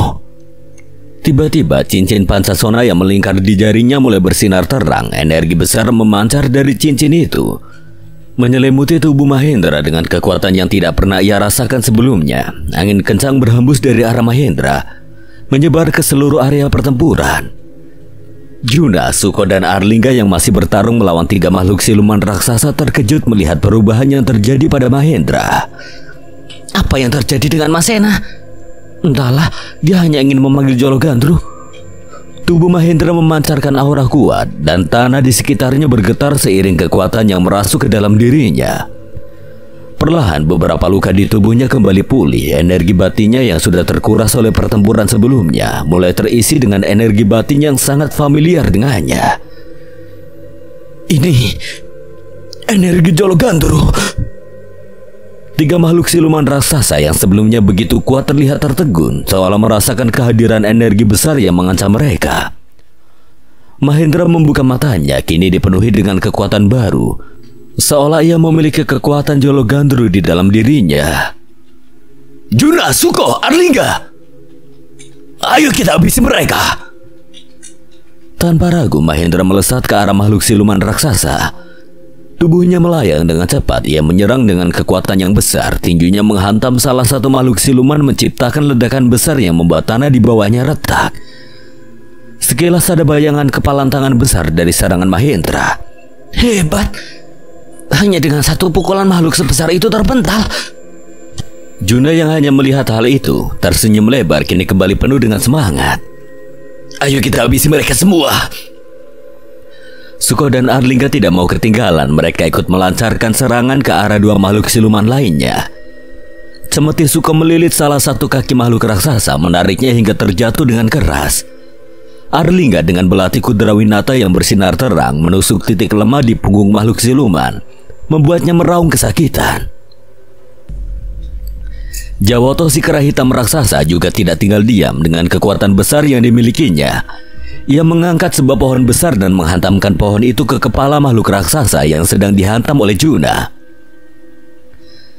3 makhluk raksasa itu mulai kehilangan keseimbangan. Mereka terhuyung-huyung terluka parah oleh serangan gabungan Mahendra dan teman-temannya. Ketiga raksasa itu bangkit kembali, namun Mahendra sudah siap melancarkan serangan berikutnya. Kalian semua, cepat menjauh! Mahendra melompat tinggi ke udara, merapalkan ajian Braja Musti. Kali ini ada sesuatu yang berbeda pada kepalan tangannya. Seperti ada bayangan besar dari tangan raksasa yang menyelubungi tinjunya. Memancarkan energi luar biasa, Juna, Suko, Arlingga, dan yang lainnya segera menjauh, menyadari betapa berbahayanya pukulannya akan dilepaskan Mahendra. Ayo Yai, kita habisi mereka. Gumam Mahendra dalam hati seolah berbicara pada Buto Jolo yang energi batinnya menyatu dengan dirinya. Dengan seluruh kekuatannya, Mahendra menghantamkan tinjunya ke arah 3 siluman raksasa itu. Tiba-tiba terdengar ledakan besar saat kepalan tangan Mahendra menghantam kepala salah satu siluman, menghancurkannya menjadi debu. Serangan itu tidak berhenti di situ. Energi dari pukulan tersebut menyebar seperti gelombang, menghancurkan 2 siluman raksasa lainnya dalam sekali pukul. Angin kencang menerjang sekeliling, mematahkan pohon-pohon besar dan mengguncang tanah dengan gemuruh. Juna, Suko, dan Arlingga hampir terhempas oleh kekuatan serangan itu. Tolong! Suara minta tolong terdengar dari tubuh manusia yang melayang terhempas. Reza, Coro. Reza dan Kuncoro terhempas mengudara terbawa angin kencang itu. Jawoto yang juga menyadari dengan sigap meraih tubuh Reza dan Kuncoro, lalu berdiri di depan yang lainnya untuk melindungi mereka, berdiri kokoh di tengah badai yang tercipta dari serangan Mahendra. Serangannya begitu dahsyat. Aku tidak menyangka Mas Sena bisa mengeluarkan kekuatan sebesar ini. Mahendra memang selalu mengejutkan. Aku bahkan hampir mati di tebas pedang Candraloka miliknya. Maksudmu apa, Jun? Nanti aja aku ceritakan setelah kita menyelesaikan urusan ini. Mahendra yang telah selesai mengeluarkan serangan pamungkasnya menarik nafas panjang. Dia menatap ke arah Juna dan yang lainnya dengan ekspresi tenang. Meskipun tubuhnya masih bergetar karena kekuatan yang barusan dia keluarkan, di dalam hatinya dia tahu bahwa kekuatan besar yang dia rasakan bukan hanya miliknya. Itu adalah kekuatan dari Jologandru, sahabat butonya yang meskipun tidak hadir secara fisik, tetapi membantu mereka dalam pertempuran yang berat ini. Semua terdiam merasakan ketenangan sementara setelah badai pertempuran, tetapi mereka juga tahu bahwa pertempuran belum selesai. Ayo kita selesaikan ini. Mahendra menatap ke arah siluman Rowo Gede yang tersisa dan Mahesa Kolo yang masih bertarung sengit melawan Aswan. Serangan demi serangan terus menghantam tubuh Mahesa Kolo, tetapi siluman itu hanya sedikit terhuyung sebelum menyerang balik. Kekuatan mereka berdua hampir seimbang, namun perbedaan pandangan mereka begitu besar, membuat pertarungan ini bukan hanya tentang kekuatan fisik, tetapi juga ideologi. Bagaimana bisa mereka semua kalah? Lemah! Kalian semua terlalu lemah! Di saat Mahesa Kolo sedang tenggelam dalam kekesalannya, Aswan melihat kesempatan itu. Tanpa pikir panjang, ia melancarkan serangan menggunakan tinju Asoka, mengumpulkan seluruh kekuatan yang ia miliki. Dengan sekali hentakan, tinju Aswan mengenai Mahesa Kolo dengan keras. Pukulan itu menghantam Mahesa Kolo tepat di wajahnya, membuatnya terpental jauh hingga tubuhnya menghantam pilar besar di tepi rawa, menghancurkannya menjadi puing-puing. Mahesa Kolo yang terlontar bangkit perlahan menatap Aswan dengan tatapan penuh kebencian. Wajahnya kini dipenuhi kemarahan yang lebih besar dari sebelumnya. Dia berdiri dengan tubuh bergetar, dan amarah yang meluap-luap mulai menguasai pikirannya. Semua ini karena kalian. Kalian manusia yang menghancurkan rencanaku. Nafasnya semakin memburu sementara pasukan siluman yang tersisa semakin sedikit, membuat Mahesa Kolo merasakan kekalahannya semakin dekat. Mahesa Kolo terdiam sejenak mengalihkan pandangannya ke altar yang sebelumnya digunakan untuk ritual Gete Sewu. Di sana masih tersisa beberapa tetes darah suci yang belum sepenuhnya diserap. Akan aku habisi kalian semua. Tanpa ragu, Mahesa Kolo merunduk dan meminum darah suci itu dengan cepat, merasakan energi besar yang tiba-tiba mengalir deras ke dalam tubuhnya. Tubuh Mahesa Kolo mulai mengalami perubahan drastis, otot-ototnya membesar. Kulitnya menghitam dan bulu-bulu di punggungnya memanjang seperti duri tajam. Asap hitam mengepul dari tubuhnya sementara mata merahnya semakin bersinar terang. Raungan keras keluar dari mulutnya menciptakan hembusan angin besar yang langsung menggetarkan pepohonan di sekitar rawa. Mahendra dan yang lainnya yang menyaksikan perubahan itu merasakan tekanan energi yang begitu besar. Tekanan itu begitu kuat hingga mereka kesulitan untuk bergerak, seakan tubuh mereka ditahan oleh gravitasi yang tiba-tiba bertambah berkali lipat. Dia semakin kuat. Tekanan energinya membuat dadaku sesak. Tetap waspada. Dia bisa menyerang kapan saja. Mahesa Kolo tidak membuang waktu. Dengan gerakan cepat dia mengibaskan tangannya ke arah Mahendra dan yang lainnya. Dari kibasan tangannya keluar tebasan cakar hitam yang besar melesat cepat ke arah mereka, menghancurkan segala sesuatu di jalurnya. Buat pertahanan, Juna, gunakan ujung gada milikmu. Mahendra dan yang lainnya berusaha bertahan. Mereka saling mengaliri energi batin untuk menciptakan perisai gaib. Energi dari semua orang terfokus pada ujung gada pusaka Juna, berharap bertahan itu cukup kuat untuk menahan serangan Mahesa Kolo. Namun tebasan cakar hitam itu terlalu kuat. Perisai yang mereka ciptakan langsung retak dan hancur, membuat mereka semua terpental jauh ke belakang, menghantam tanah dengan keras. Jawoto Kera Hitam meraung keras melihat teman-temannya terhempas. Dia melompat ke arah Mahesa Kolo, disusul Gandhari dari sisi kanan dan Kirara dari sisi kiri. Mereka bersiap menyerang bersamaan dari 3 arah, namun Mahesa Kolo hanya tersenyum sinis. Makhluk kerendahan seperti kalian bukanlah tandinganku. Dalam sekejap mata dia sudah berada tepat di hadapan mereka bertiga, melancarkan pukulannya dengan cepat, membuat mereka terpental jauh ke belakang, menabrak pepohonan besar hingga tubuhnya terhimpit di antara batang-batang pohon. Kurang ajar kau Mahesa Kolo. Lawanmu adalah aku, bukan mereka. Amarah Aswan memuncak melihat apa yang terjadi pada teman-temannya. Dia melesat ke arah Mahesa Kolo, mencoba melancarkan serangan dengan tinju Asoka lagi. Namun Mahesa Kolo kali ini lebih cepat. Sebelum Aswan sempat melancarkan serangan, Mahesa Kolo sudah lebih dulu melayangkan pukulan keras yang mengenai tubuh Aswan, menghantamnya dengan keras ke tanah. Tubuh Aswan terpental dan berguling beberapa kali sebelum akhirnya tertimpa pohon-pohon besar yang tumbang akibat benturan. Aswan meringis kesakitan. Mahesa Kolo berdiri di tengah-tengah medan pertempuran, tertawa keras melihat para musuhnya yang terkapar. Wajahnya penuh dengan kesombongan dan keyakinan bahwa dia telah menang. Manusia lemah, kalian pikir bisa mengalahkanku? Kalian semua hanyalah cacing yang tidak berharga. Mahendra yang masih tergeletak di tanah dengan nafas terengah-engah mencoba bangkit, tapi dia tahu bahwa kekuatan Mahesa Kolo sekarang jauh melampaui batas mereka. Meski begitu dia tidak menyerah. Di dalam hatinya ada keyakinan bahwa mereka masih bisa menang, bahwa masih ada sesuatu yang bisa mereka lakukan.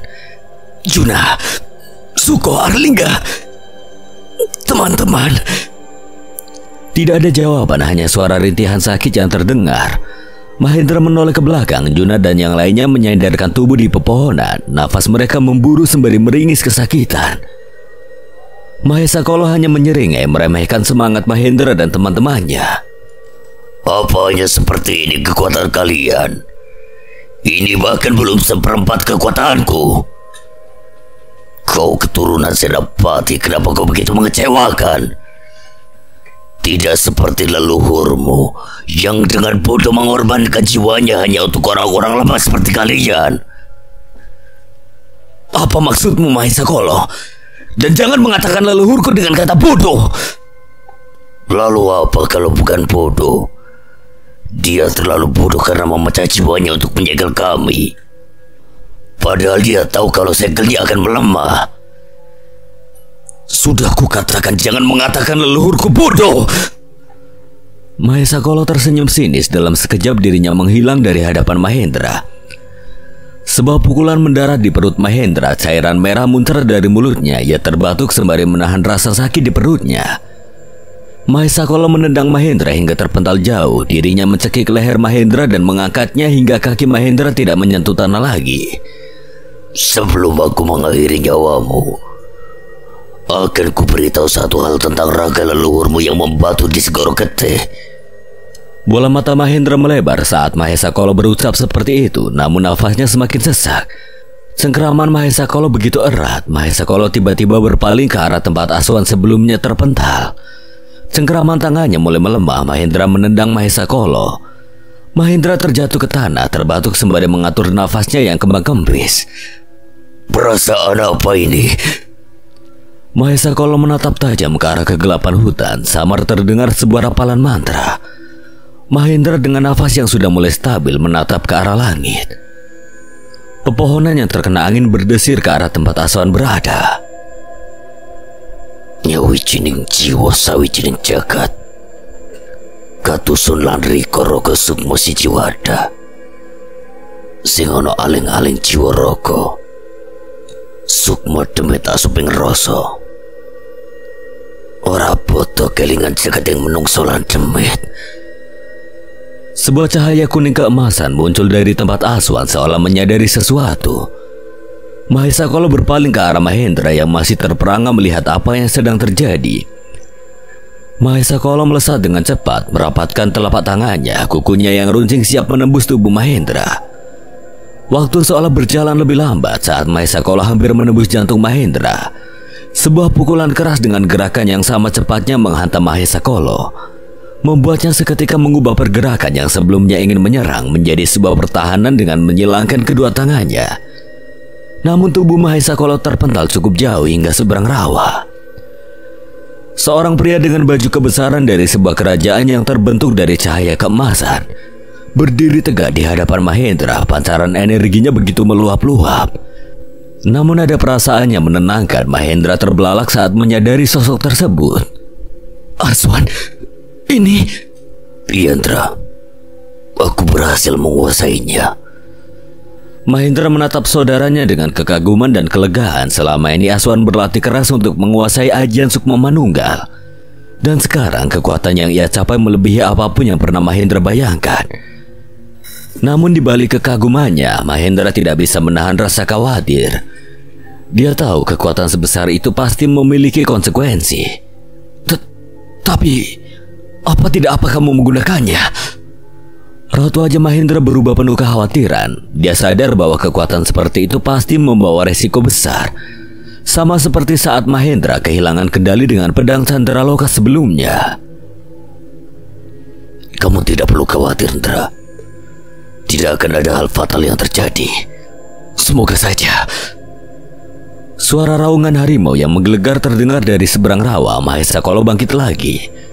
Tubuhnya diselimuti oleh aura gelap yang semakin deras mengepul dari tubuhnya. Dengan amarah, Mahesa Kala melesat kembali ke arah Aswan, namun Aswan tidak tinggal diam. Dia juga melesat maju beradu dengan Mahesa Kala di tengah rawa. Keduanya bertukar pukulan dengan kekuatan yang dahsyat, menciptakan kubah cahaya dengan kegelapan yang saling mendorong.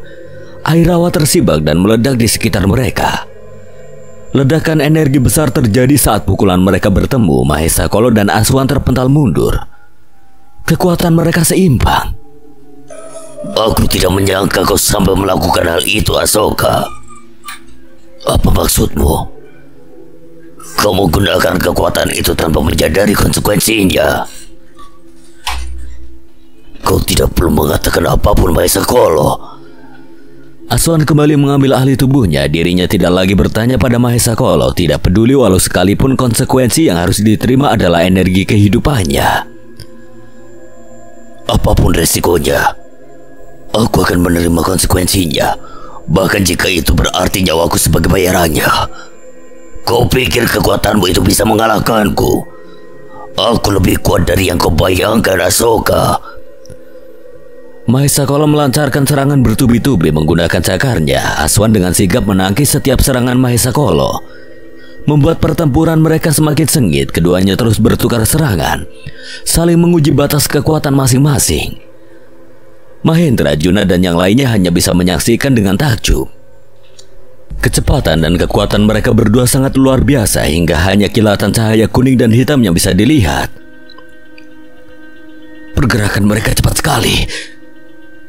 Mereka saling jual beli serangan. Setiap kedua kuku runcing mereka bertemu, menciptakan percikan energi. Angin dari kibasan cakar mereka memotong pepohonan.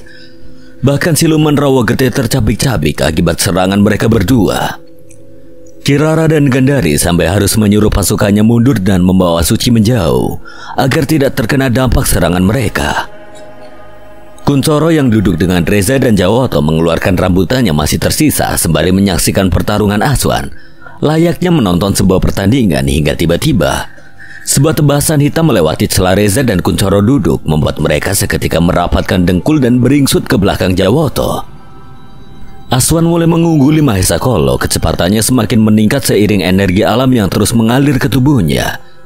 membuatnya mampu menangkis dan menyerang balik dengan lebih kuat. Mahesa Kolo beberapa kali terkena pukulan dan tendangan, hingga cairan hitam menetes dari sudut bibirnya. Merasa terdesak, Mahesa Kolo merapalkan sebuah mantra. Kedua cakaran diselimuti oleh energi hitam pekat, bersiap melancarkan serangan pamungkas. Aswan, hati-hati, jangan menahan serangan itu. Aswan mengangguk mengerti. Dia menyadari bahwa Mahesa Kolo sedang mempersiapkan salah satu ajian terkuatnya. Dengan cepat, Mahesa Kolo mengangkat kedua cakarnya dan berkata dengan nada penuh kebencian, "Akan aku cabik-cabik kalian semua." Aswan terkejut ketika Mahesa Kolo tidak langsung menyerang dirinya. Sebaliknya, Mahesa Kolo mengalihkan serangannya ke arah Mahendra dan yang lainnya. Dengan cepat, tebasan cakarnya yang berbentuk silang melesat menuju mereka. Dengan gerakan cepat, Aswan melesat ke depan, memfokuskan seluruh energi batinnya kepada kedua tangannya untuk menciptakan pertahanan. Dia berhasil mencegah tebasan itu mencapai Mahendra dan teman-temannya. Namun ledakan yang terjadi sangat kuat membuat tanah berterbangan. Mahendra tersenyum lega melihat Aswan berhasil menghentikan serangan itu. Tapi ketika debu mulai menghilang, senyuman Mahendra berubah menjadi keterkejutan. Darah menetes dari tangan Aswan jatuh ke tanah. "Aswan! Lihatlah kebodohan makhluk bernama manusia. Inilah yang membuat kalian lemah." Aswan mengepalkan tangan, kepalanya merunduk menatap darah yang menetes dari tangannya. Luka cakaran merobek kulit kedua tangan Aswan. Pantas saja Asoka memperingatkannya untuk tidak menangkis serangan Mahesa Kolo. Namun Aswan merasa tidak ada pilihan lain jika dia tidak menahan serangan itu. Mungkin teman-temannya sudah terkena dampak serangan Mahesa Kolo. "Kurang ajar kau, Mahesa Kolo. Asoka, kita habisi dia dengan satu serangan." Aswan merapal sebuah mantra, memusatkan seluruh energi batinnya pada cakarnya. Kukunya memanjang, berkilat dengan cahaya keemasan. Mahesa Kolo yang menyadari juga merapalkan mantra yang sebelumnya ia gunakan menyerang. Tanpa aba-aba, cakar mereka saling beradu, menciptakan suara derit seperti dua pedang yang berbenturan. Aswan terus menekan dengan seluruh kekuatannya. Mahesa Kolo terkejut dengan perlawanan Aswan. Meski Aswan sedang terluka, beberapa detik keduanya saling dorong hingga akhirnya Aswan berhasil mendorong Mahesa Kolo. Dirinya tidak berhenti dan melanjutkan dengan serangan berikutnya. "Seranganmu tidak akan mengenaiku. Tidak akan aku biarkan kau pergi, Mahesa Kolo." Mahesa Kolo panik, cakarnya tertahan oleh Aswan. Ia tidak bisa menghindar lagi. Cakar Aswan menembus dada Mahesa Kolo, membawa tubuhnya hingga membentur pepohonan. Cairan hitam muncrat dari mulut dan dada Mahesa Kolo. "Inilah akhir bagimu, setan terkutuk." Aswan melemparkan tubuh Mahesa Kolo ke tanah. Perlahan tubuh Mahesa Kolo kembali ke wujud aslinya. Tidak mungkin aku dikalahkan oleh bocah sepertimu." Aswan tidak memberi Mahesa Kolo kesempatan untuk melawan. Dia mencabik-cabik tubuh Mahesa Kolo dengan brutal. Cairan hitam memercik membasahi baju Aswan. Tubuh Mahesa Kolo yang tercabik-cabik perlahan berubah menjadi abu. Namun Aswan belum berhenti. Dia terus mencakar tanah secara membabi buta, seolah Mahesa Kolo masih ada di sana. Amarah yang membuncah membuatnya kehilangan kendali. Tiba-tiba sebuah tepukan di bahunya menghentikannya. Nafasnya terengah-engah. Aswan menoleh ke arah tepukan itu, tapi tidak ada siapapun di sana. Dia berputar mencari siapa yang menepuknya. Dari kejauhan tampak sesosok bayangan yang memancarkan energi yang sangat familiar bagi Aswan. "Kendalikan emosimu, Eyang Sena." Wujud Eyang Sena memudar. Aswan berputar-putar mencarinya hingga tiba-tiba sebuah tepukan lain kembali terasa di bahunya. "Eyang!" seru Aswan seraya berbalik, namun bukan Eyang Sena yang ia temukan di belakangnya, melainkan Mahendra. Aswan terkejut. "Kenapa, Wan?" Enggak, tadi aku melihat Eyang Sena." Eyang Sena? Di mana?" "Tadi dirinya menyadarkanku, tapi tiba-tiba langsung hilang." "Mungkin kamu cuma halusinasi karena kelelahan, Wan. Dari tadi aku nggak lihat siapa-siapa." Aswan terus melihat ke sekeliling, memastikan sekali lagi kalau dia tidak berhalusinasi. Namun dia tidak menemukan siapapun di sana selain Mahendra. "Apa aku berhalusinasi?" perlahan cahaya keemasan yang menyelimuti tubuhnya mulai meredup. Aswan sempoyongan memegang kepalanya yang mulai terasa pusing. Pandangannya seketika buram. Hingga akhirnya dia terhuyung dan tidak sadarkan diri. Mahendra dengan cepat menangkap tubuhnya. Kau terlalu memaksakan diri, Wan. Mahendra kemudian membaringkan tubuh Aswan di tanah dengan cincin Pancasona.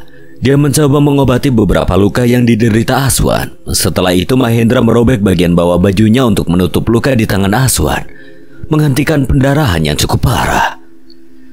Setidaknya ini bisa menahan luka dan rasa sakit untuk sementara. Mahendra kemudian menggendong Aswan yang sudah tidak sadarkan diri. Sementara itu siluman-siluman ilmu hitamnya dibangkitkan oleh Mahesa Kolo sudah dihancurkan oleh Gandari dan Kirara bersama pasukan mereka. Dengan kekalahan Mahesa Kolo, sisa-sisa ancaman itu kini tidak lagi berarti. Juna dan yang lainnya segera bangkit ketika melihat Mahendra membawa Aswan. Wajah-wajah penuh kecemasan tergambar jelas di antara mereka semua. Aswan, kenapa, Ndra? Tidak apa-apa, Jun. Dia hanya kelelahan. Kita harus segera kembali ke desa. Luka Aswan harus segera diobati. Semua mengangguk setuju. Tiba-tiba Jawoto si kera raksasa mengulurkan tangannya yang besar dan mengeluarkan suara khasnya. Mahendra berpaling ke arah Kuncoro. Katanya biar dia yang membawa Aswan sampai perbatasan desa, Ndra. Terima kasih, Jawoto. Katanya yang penting nanti dia dibelikan batagor 1 jembung. Jawoto segera mendorong Kuncoro dengan jari kelingkingnya seraya menggelengkan kepala, memberi isyarat bahwa Kuncoro sedang bercanda. Semua yang ada di sana langsung mengerti, bahkan tanpa harus diterjemahkan. Sejak kapan kera besar seperti Jawoto makan batagor? Kutu kupret, mentang-mentang ngerti bahasa Jawoto malah bohongin kita ya kamu. Tawa pun pecah di antara mereka, termasuk dari Jawoto, meskipun suara tawanya terdengar mengerikan. Mahendra, ada apa, Kirara? Aku dan Gandari akan kembali ke tempat kami sebelum fajar tiba. Tidak masalah. Kirara, Gandari, terima kasih banyak atas bantuan kalian. Tidak perlu berterima kasih, Sena. Ini memang sudah menjadi tugas kami. Malah seharusnya kami yang berterima kasih, terutama pada kalian berempat. Ucap Gandari menoleh pada Arlingga, Suko, Reza, dan Kuncoro. Jika mereka tidak ke Alas Rogo, mungkin Gandari akan jatuh menjadi alat Mahesa Kolo. Jangan sungkan, Mbak Gandari. Kami hanya menjalankan tugas kami. Iya, apalagi dapat mangga bangkok dan rambutan Indramayu. Iya sih. Iya benar, kalau nggak ada itu kami mungkin sudah mati oleh Ki Gandrung. Gandari, boleh aku minta tolong?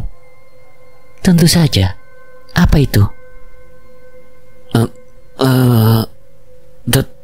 Titip Wulan di desa Lembawetan ya. Barangkali ada siluman bejat lagi yang muncul. Gandari tersenyum dan berbalik arah. Aku tidak hanya akan menjaga wanitamu, Arlingga, tapi seluruh wilayah sekitar Alas Rogo juga. Terima kasih, Gandari.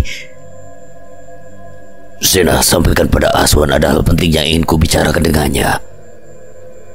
Mahendra mengangguk menandakan bahwa dia akan menyampaikan pesan itu.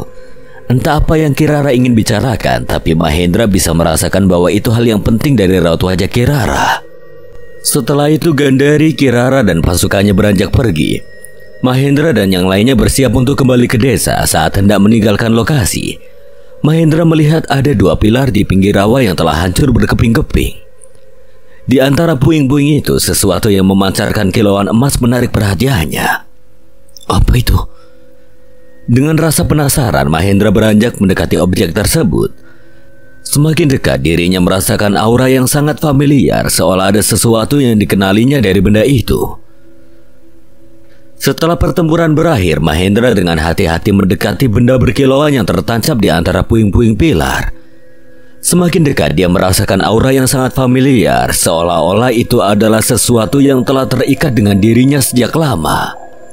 Ketika Mahendra meraih benda tersebut, dia mendapati bahwa itu adalah sebuah pasak emas, bercahaya terang dan memancarkan energi yang menenangkan.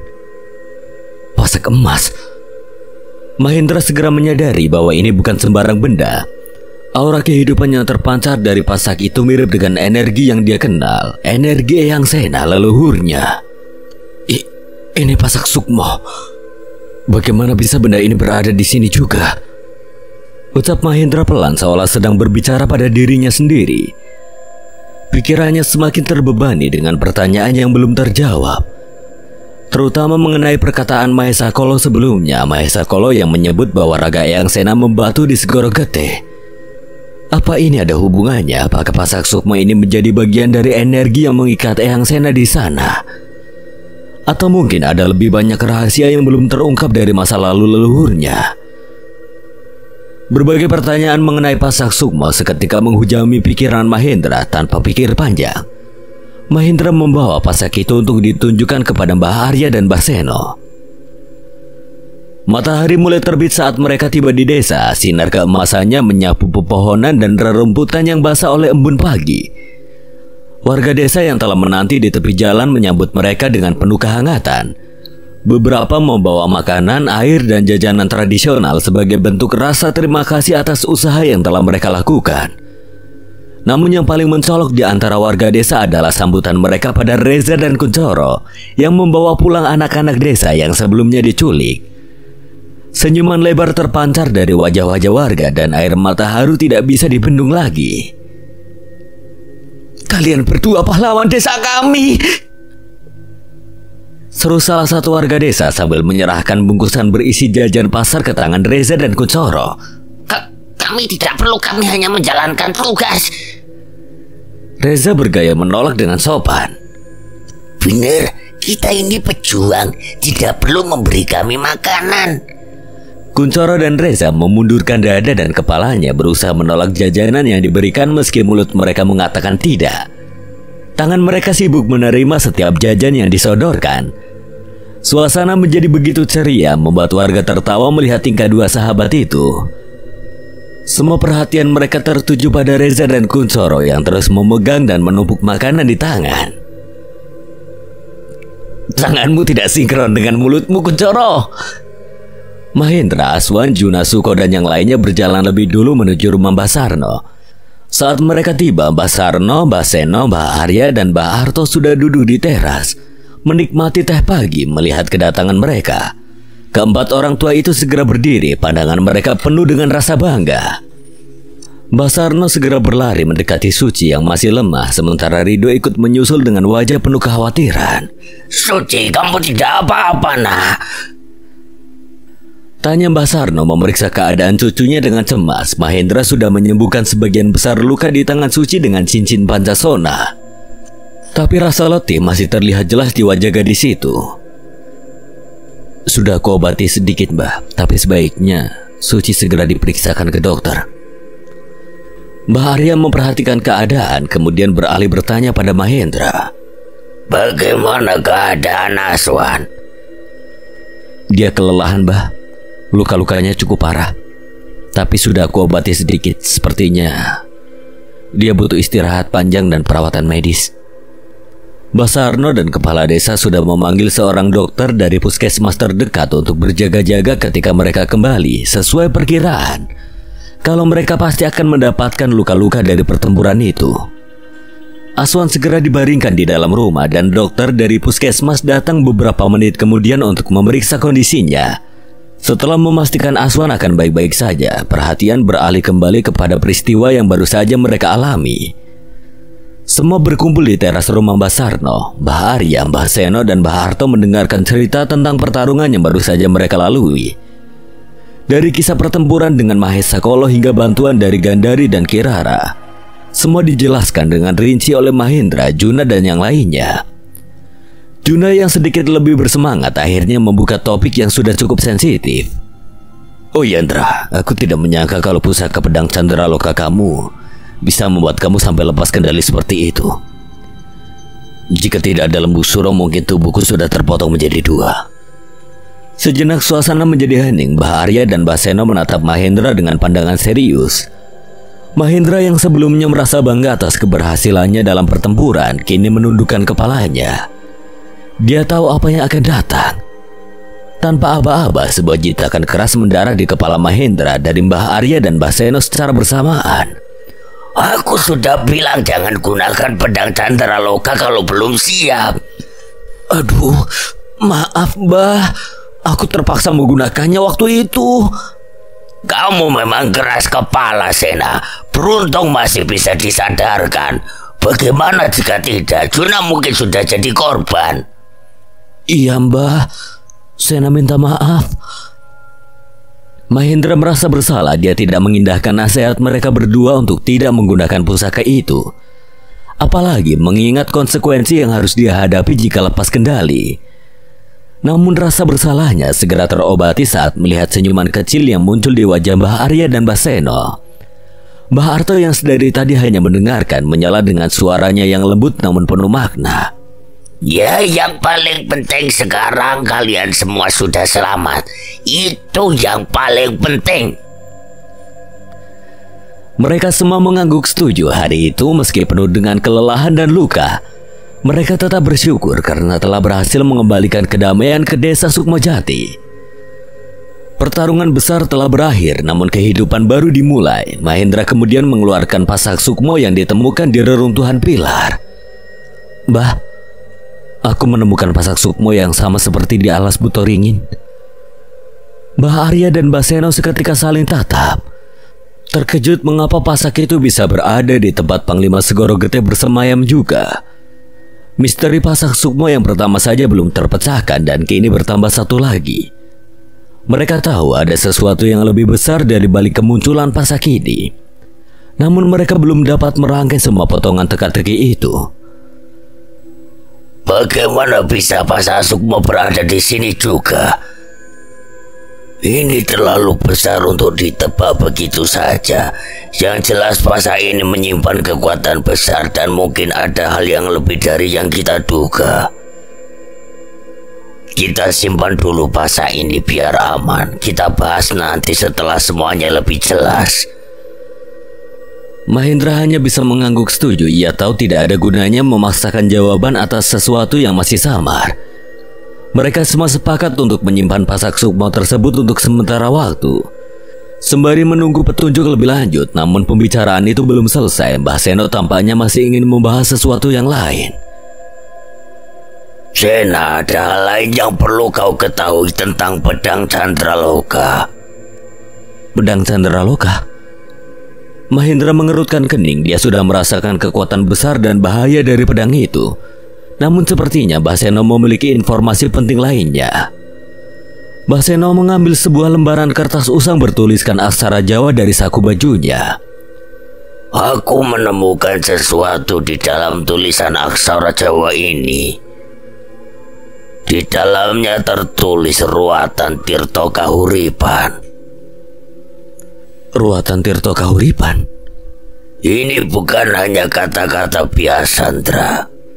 Ini adalah petunjuk tentang tempat khusus yang dapat digunakan untuk melakukan ruatan terhadap pedang Candraloka. Tempat itu adalah Sendang Tirto Kahuripan yang terletak di salah satu hutan di bagian timur Pulau Jawa. Di sana terdapat energi alam yang sangat besar yang mampu menekan energi gelap dari pedang tersebut. Mahendra mendengarkan dengan penuh perhatian. Dia tahu pedang Candraloka adalah pusaka yang sangat kuat. Namun kekuatan gelap di dalamnya juga berbahaya. Jadi apa yang harus aku lakukan di sana, Mbah? Di tempat itu kau harus memasukkan seluruh energi batinmu ke dalam pedang untuk menekan dan melenyapkan energi kegelapan di dalamnya. Bagaimana bisa, Mbah? Energi batinku tidak cukup untuk menekan kekuatan gelap di pedang Candraloka. Tentu saja kau tidak hanya melakukannya dengan energi batinmu. Kau akan dibantu oleh energi alam dari Sendang Tirto Kahuripan. Tapi ingat, proses ini tidak mudah dan membutuhkan kesiapan batin yang sangat kuat. Mahendra menarik nafas panjang. Perjalanan ini bukan menjadi perjalanan biasa. Ruatan Tirto Kahuripan akan menjadi tantangan besar yang harus dihadapinya, bukan hanya dengan kekuatan fisik. tetapi juga dengan ketahanan mental dan spiritual. Dia harus siap untuk menghadapi apapun yang ada di sana, bahkan jika itu berarti menantang kekuatan gelap di dalam dirinya sendiri. Terima kasih, Mbah. Aku akan mempersiapkan diri sebaik mungkin. Ingat, Sena, kekuatan sejati ada di dalam dirimu. Pedang hanyalah alat, yang terpenting adalah bagaimana kau mengendalikan dirimu. Mahendra mengangguk. Kata-kata Mbah Arya selalu memberikan pencerahan baginya. Dia tahu perjalanan yang akan dia hadapi ke Sendang Tirto Kahuripan tidak akan mudah. Tapi dia percaya bahwa dengan bantuan alam dan bimbingan para leluhurnya, dia bisa melakukannya. Pagi itu suasana desa Sukmojati terasa lebih damai. Matahari mulai menampakkan cahayanya di balik bukit, menghangatkan tanah desa yang baru saja melewati malam penuh ketegangan. Mbah Arto yang biasanya pendiam hanya tersenyum melihat mereka semua berkumpul. Mahendra melihat ke arah teman-temannya, Juna, Arlingga, Reza, Kuncoro yang tampak bercanda dan tertawa satu sama lain. Mereka sudah melalui banyak hal bersama dan kini saatnya mereka menyongsong masa depan baru bersama-sama. Tapi sebelum itu, mereka tahu bahwa ada perjalanan lain yang harus mereka selesaikan. Perjalanan yang akan menentukan nasib masa depan Mahendra dan yang lainnya. Lembaran baru sudah siap untuk dibuka. Perjalanan ini mungkin belum berakhir, namun setiap langkah yang mereka ambil akan membawa mereka lebih dekat pada kebenaran yang selama ini tersembunyi di balik kekuatan-kekuatan besar yang mereka bawa. Sekian dan terima kasih buat Ristori yang telah mengizinkan saya membawakan ceritanya. Apabila ada kesalahan atau kekurangan, Kang Selamet memohon maaf sebesar-besarnya. Akhir kata, Kang Selamet pamit undur diri. Wassalamualaikum warahmatullahi wabarakatuh. Sampai berjumpa lagi.